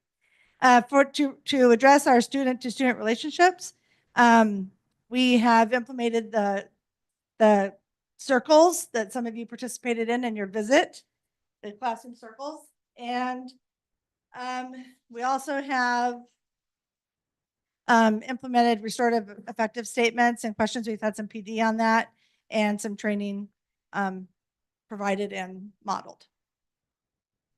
And then, the goals are all listed there that we have in our school improvement plan this year. I think you'll notice under the academic goals, they're very growth focused. And listening to all of our peers talk before, like I'm already thinking, oh, I wish I would change my goal to that. And that's one of the powers of our elementary PLC that we have among the principals. We share a lot, but every time, like today, I've taken a whole page of notes from them because we're very, very proud of the growth piece. But one of the points that Altoona brought up was if kids are proficient in the fall, we want them proficient in the spring too. And so that's something that we monitor that data really closely. The culture and climate goals this year, of course, we are focusing on attendance. Not only is that a state initiative, but that's something at Southeast Polk and then at 4 Mile that we've really been watching closely. But an additional goal, and we talked about this at our school visit last month with all of you, we're really focusing on student-to-student relationships at 4 Mile. We kind of had a dip in our conditions for learning data over the last couple years in that area. We kind of felt that student-to-student relationships was something that needed some attention. And so we have just been doing a lot with those restorative practices and the circles and all of the things that Michelle mentioned. A data point is, and we shared this in our visit, is that our office referrals with student-to-student issues has dropped a lot. And we really believe it's because we're starting every day strong. They have their soft start and then they have their circles. Some classes have added circles after lunch and recess when, I don't know, for some reason, Gaga Ball seems to create a need for a restorative conversation every day. But we're looking at data, but we're looking at like, oh, well, we have a data point that says we seem to have a lot of referrals that happen every day between 12:15 and 12:52. Well, that's right after recess. So what can we do in a restorative way to address that? So we're just really proud of the work we're doing in relationships there. And then when it comes to the professional development and the collaboration schedule that we've built at 4 Mile, it's always very, very aligned to what our school improvement goals are. So we outlined what some of our focus areas are. I won't go through those with you, but we feel like everything is aligned. It's narrow. We aren't so broad that we're just throwing rocks at a bunch of different things. We're trying to stay as focused as we possibly can. So what questions do you have? Well, I have a few comments. I think 4 Mile is a great place, and I really appreciate the visit we had a few weeks ago. Are the fourth graders getting better behaved on the Gaga ball pit? Were they? It has improved. We actually we took the staff out. Thank you. Thank you. I have to say that he wasn't one of the problems, but thank you for doing that. We actually took the staff out and played Gaga ball after PD a couple weeks ago. We weren't even following the rules. So we had some very competitive folks, but we practiced it, went over the rules, and now we can reinforce it. So hopefully those referrals go down. On a more serious note, when you look at the demographics of all 8 of the schools, it just almost brought tears to my eyes when I saw 5 homeless. And maybe you all have those. I'm sorry to say, but that's just hard to grasp, I guess. I'm sure you're doing everything you can to give them as many supports as you can, but that was a hard one for me to read. The other thing is, I don't know how you did it, but being a former special ed teacher, how you decreased from what's it, 15 point something to 12.6. I thought the trend was the kids Right. get more identified at 2nd or 3rd grade. Did a lot of them go to 6th grade or what? Or did you just have some great progress monitoring and you graduate them to regular ed, or? I think there were a lot of factors Okay. to answer that vaguely, but I want to attribute that to we have really revised our MTSS systems that we have. We did have a lot of students in the last couple of years go on to 6th grade that had IEPs, and of course that changes that, but we have less and less students in kindergarten, 1st and 2nd grade going through that process and then being identified needing special ed services. Right. And I really believe that's because we strengthened our intervention systems. We've caught things early, but most importantly, we're trying to strengthen that first instruction, like Chelsea talked about, like that core instruction. What we're doing for all kids, we have to be at a certain level there before we can start just intervening all over the place. And we've really improved that a lot in the last couple of years. And that's a lot of hard work and systems repair that the teachers have put time into. Yeah, well, I just say this to all 8 of you. Your special ed departments are wonderful, and you give those kids so much support. It's noticed. So thank you. I'm seriously impressed by both yours and Centennial's parent-teacher conference rate. I know Chad commented on Centennial's already, but I was sitting here thinking about, how do you do that? How do you get that, especially when your population is changing and that, presents challenges? I don't know if we do anything different. You can all chime in. I mean, we obviously have the sign up where families can sign up for a time that works for them. 2 weeks before conferences, for every family that's not signed up, the teachers are asked to make 2 contacts with them and say, hey, we noticed you haven't signed up for conferences. We really want to meet with you. We have so much to celebrate. The teachers make 2 contacts. If they don't have success after that, they let our office manager, Sharon, we also call her the queen. She's the secretary at 4 Mile. She calls the families and she politely gives multiple reminders on how important conferences are. If families do not have transportation, and that is honestly a big barrier that we don't discuss enough, is that transportation piece. We do Zoom conferences with the families as well, or we'll do it over the phone with them. But we try to remove those barriers so we can communicate and celebrate together.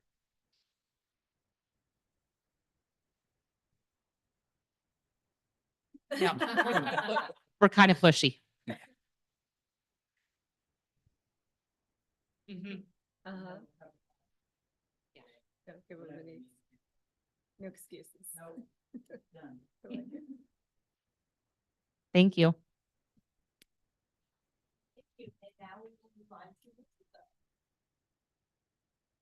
I'm Blake Gilman. This somehow is my 18th year at Southeast Polk and my 8th as a principal. And then this is Stephen Overbergen, our instructional coach. And I believe that this is his 7th year at Mitchellville now. And he's like the best partner in crime ever. I don't think he's ever not run with an idea. He's one of the most optimistic and humble people I've ever met.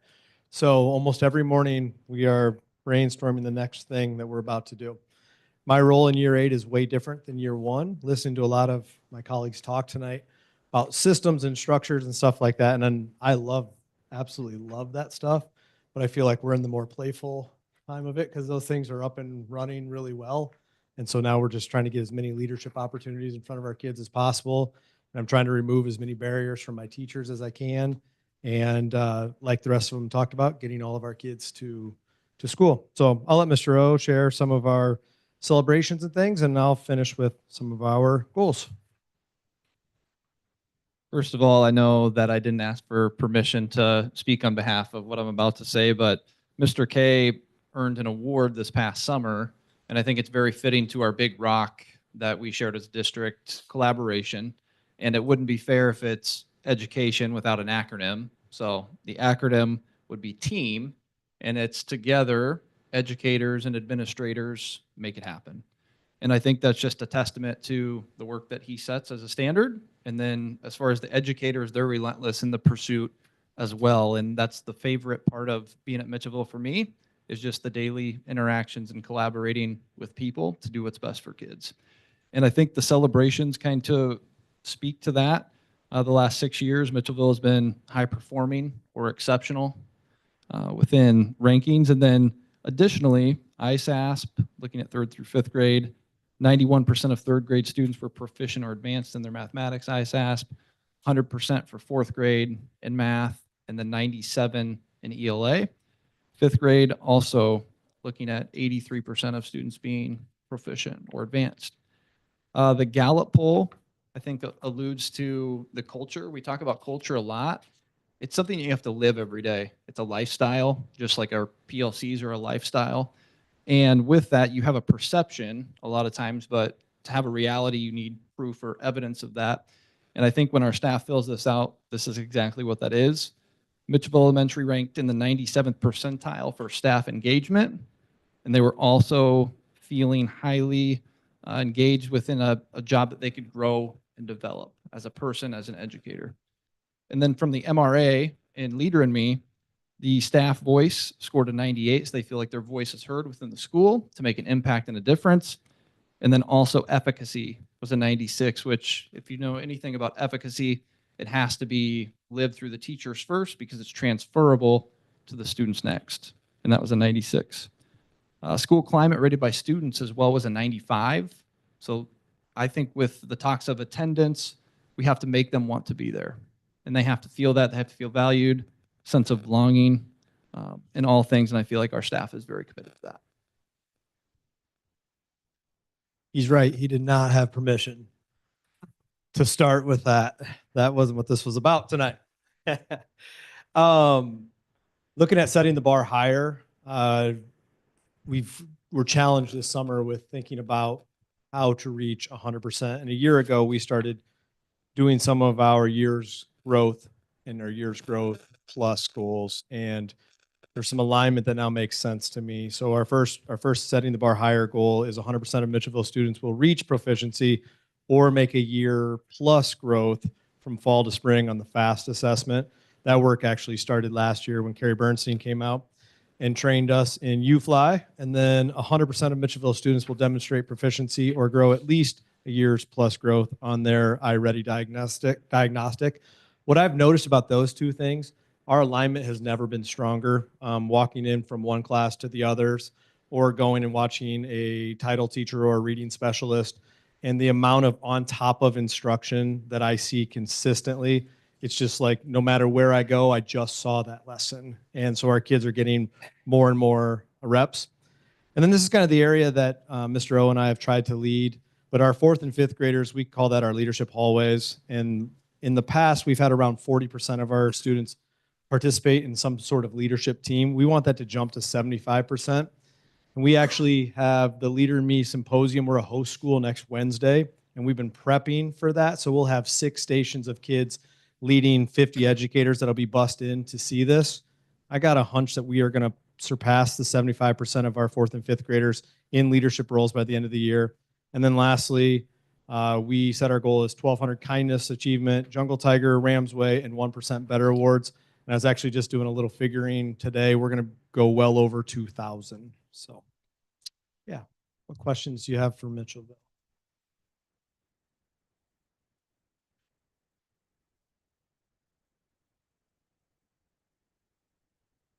It's a jungle tiger.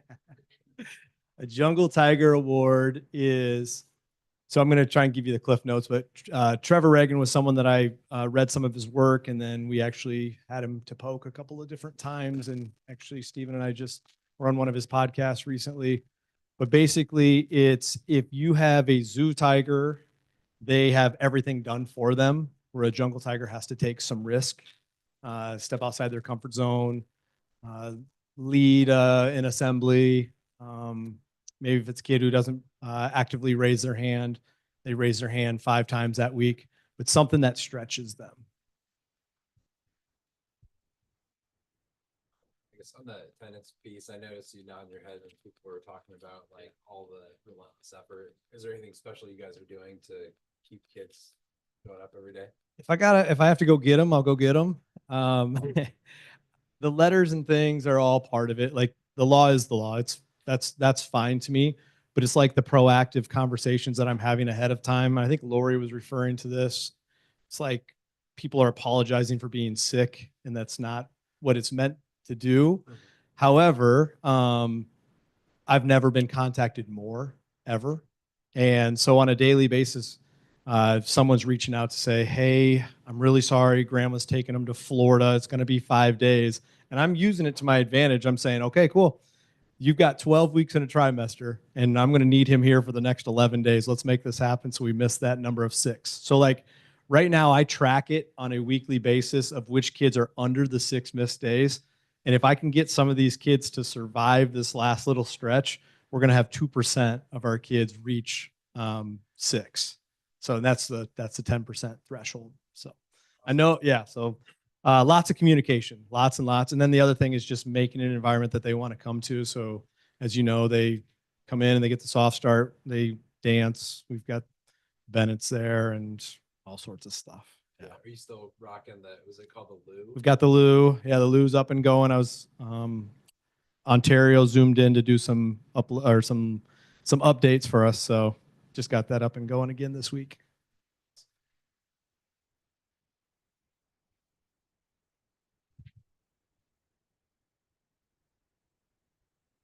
All right.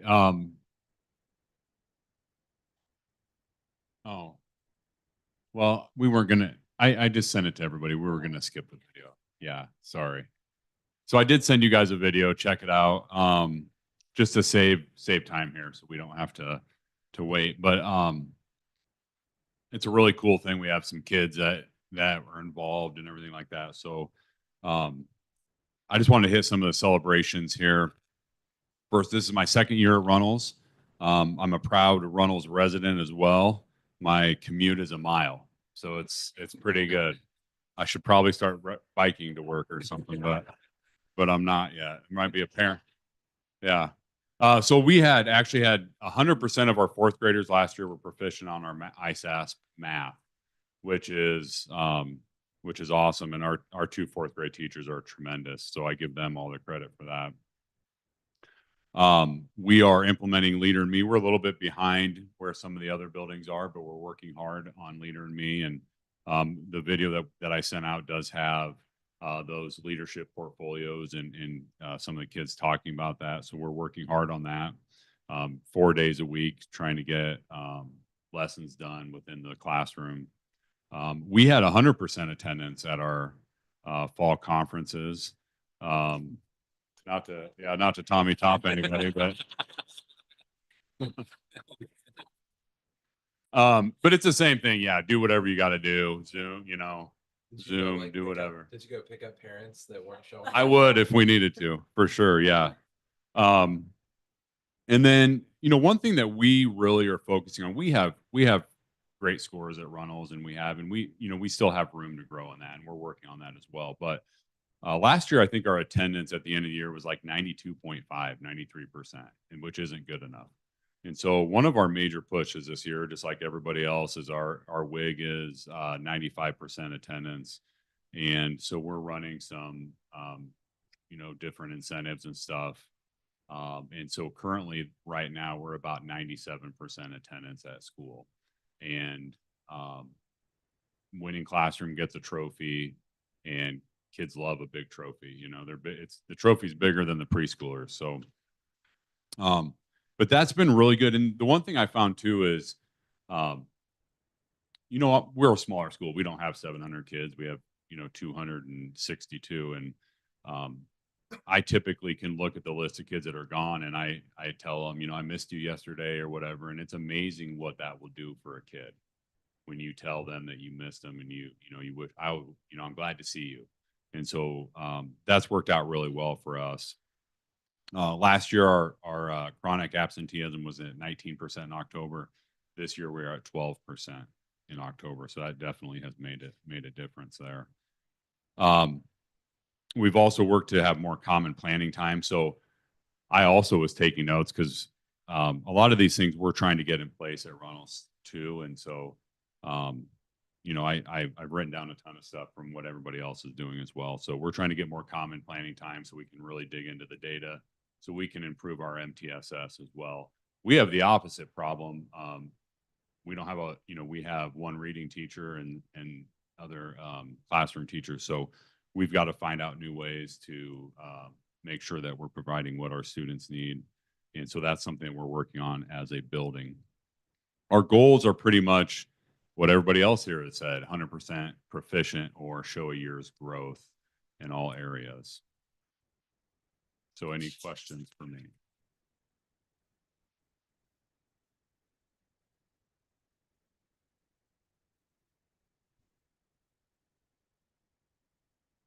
I have a question. Yeah. And this is for the room because there's several of them. Writing rope for these guys, explain, because I'm picturing like, what is writing rope? I was gonna say, I saw Carrie Bernstein in the back here and I feel like she's the,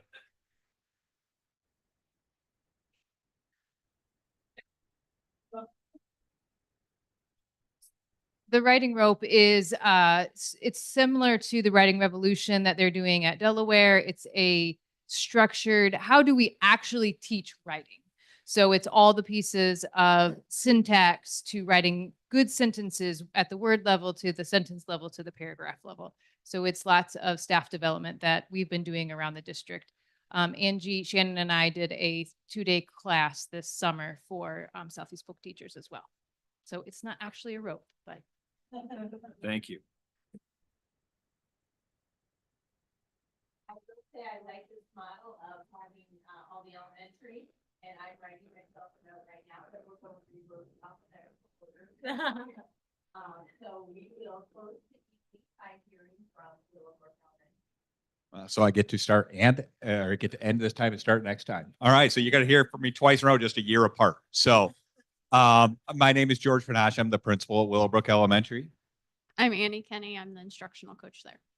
And this is my 4th year as principal at Willowbrook. I also have a mile commute from my house to there, but I actually live in the Altoona zone, which is nice on Halloween because I get less of my kids coming and asking why the dog is barking at them wildly through the door.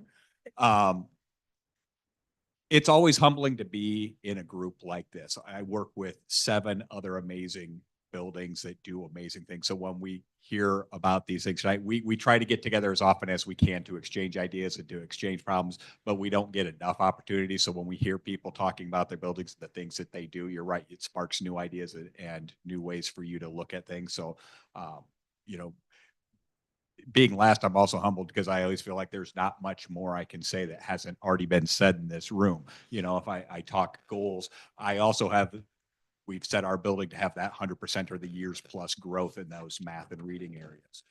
We do a lot of the same things. We're on our 2nd year of U-Fly with a lot of help. Carrie brought that to us and helped our staff really run with that. I mean, last year was a lot of learning how to get themselves within the time limits so they could squeeze everything into every minute of that lesson that they could possibly get. This year, they're expanding and growing on that. When we talk about our celebrations, you know, many of you joined us a couple of weeks ago as we opened up our playground, a little premature. 3 days later, the kids actually got to play on it, and it was a wonderful day out there. But we also grew inside of our building without growing. We added a school administrative manager this year. We added a 4th grade classroom this year. We added a level 3 ID room this year inside of our building that had no place for those. So Gary worked with us and built some walls. The lights now have switches as of 2 days ago, so we can actually turn the lights on and off in those new rooms. And but we keep crowding in and becoming that little tighter thing as we keep growing in size. It's a good problem to have. We have more and more kids. You know, we look at our numbers, we're at about just under that 10% of our English language learners. It's a program that we are immensely proud of. Last year, we added a half-time ESOL teacher to our already one full-time ESOL teacher, which it was necessary because they take care of so much more than just helping those kids acclimate to the English side of learning. They help their families acclimate to being in our community, and they help our everybody be a part of our community. You'll never see families more involved in the school than our ESOL families because of the attention that they're given to through the strength of our programs. You know, we are also working on our attendance goal. As we talk about conferences, I did not have 100% like Jake. We were at 96% attendance on our conferences. And the ones that didn't make it, like we have a teacher that's on maternity leave. And some of those conferences, while our substitute did a lot of her conferences, some of those conferences needed the actual homeroom teacher to be a part of it. So those will be made up later. So our percentage will go up on some of those. But, you know, as we look at our attendance goal, we knew that talking with Joellen and looking at our stats from year after year, when kids are in school, they learn. We do a great job of teaching the kids we have. So our work is part of, you know, we obviously, a 5-year-old doesn't control whether they get on the bus that day, a parent does. But creating an environment where that 5-year-old wants to come to school, in just about every day, you're going to hear to the song of "The Whole World Is in My Hands." You're going to hear our whole class is at school today when they're celebrating daily that their class made it to school that day. We have those boards measuring our progress of our daily attendance. Right now, 97% is what our daily attendance rate is for our students. We're slightly over 90% for our staff. Today, all of our associates walked away with a pin about a potato or something, some strange saying on it from the special ed teachers, because our entire classified staff made it to school today, and that's also a celebration.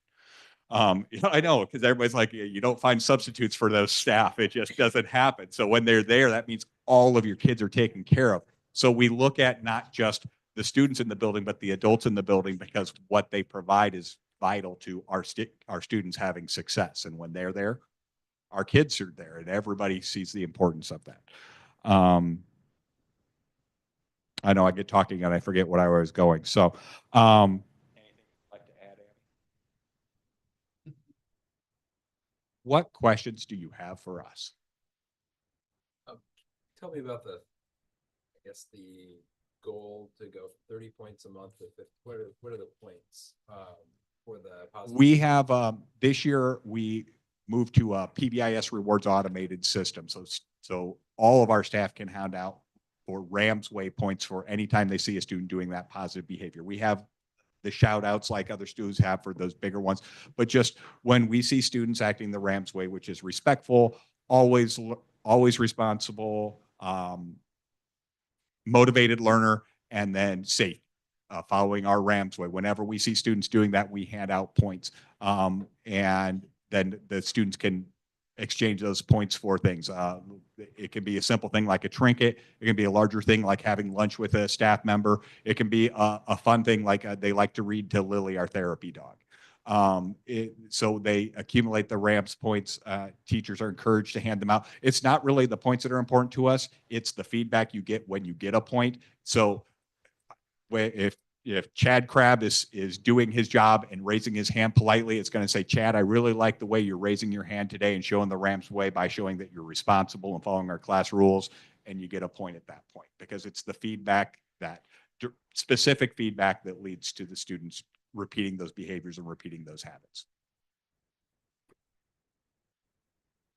I noticed one of your celebrations is an invigorated and passionate PTA supporting your school.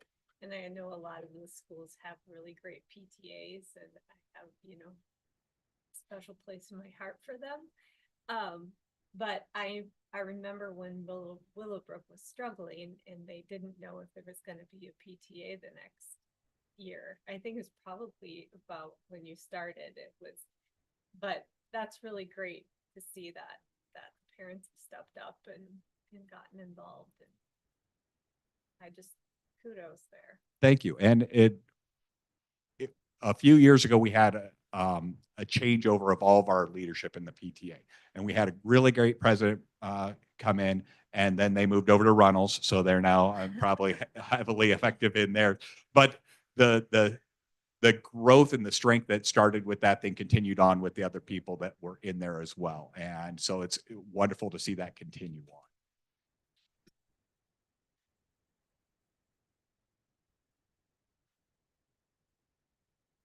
Thank everybody, Darren. I want to thank all the schools for being here and for the board for your questions and your engagement with these school improvement processes. There really is a lot of synergy when we hear all of the elementaries working together, and that is very cool. We did some of the lattes and literacy this summer, and this is a very collaborative group that learns from each other, and it definitely shows in all the things that are supporting your students. So thank you all for being here, and thank you for the good discussion and dialogue around school improvement. I just want to thank you guys. This is, they sit here pretty quiet and just absorb this stuff because this is one of my favorite things, just to, and I like the school visits and I like being able to hear what you guys are doing, and I like Lori's answer that don't take no for, I would add another word to it, but I can't say it in public, but don't take any, you know what, just I like the passion that you guys have for the staff and students for Southeast Polk. So thanks for coming here and spending the time with us. It's well deserved and worth it. So thanks. Two quick things. I want to say thanks to the coaches for being here. It means a lot to all of us that you're here, and we know how you work side by side and hand in hand, and that came across clear from there. And then just for the board, the principals talked about how they've been meeting more, and one of the things that they've done is started to meet before our regular principals meetings.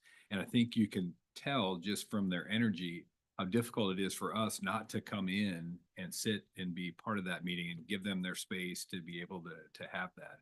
But it's really hard for me to stay in my office for that hour before our meeting starts, because I want to come in there and be part of that conversation. But you can tell the synergy and the passion there.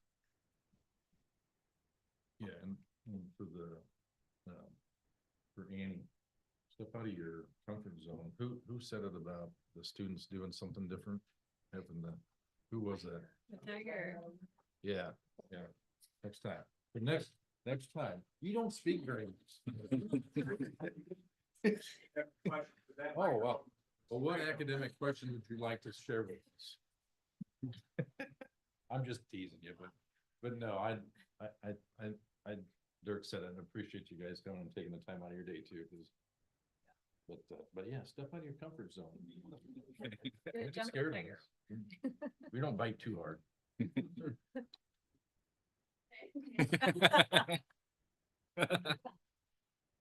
All right, well, on that note. Thank you, everyone. Yep. Yeah, that's the motion. Motion to adjourn? Second. Or Kelly, you know.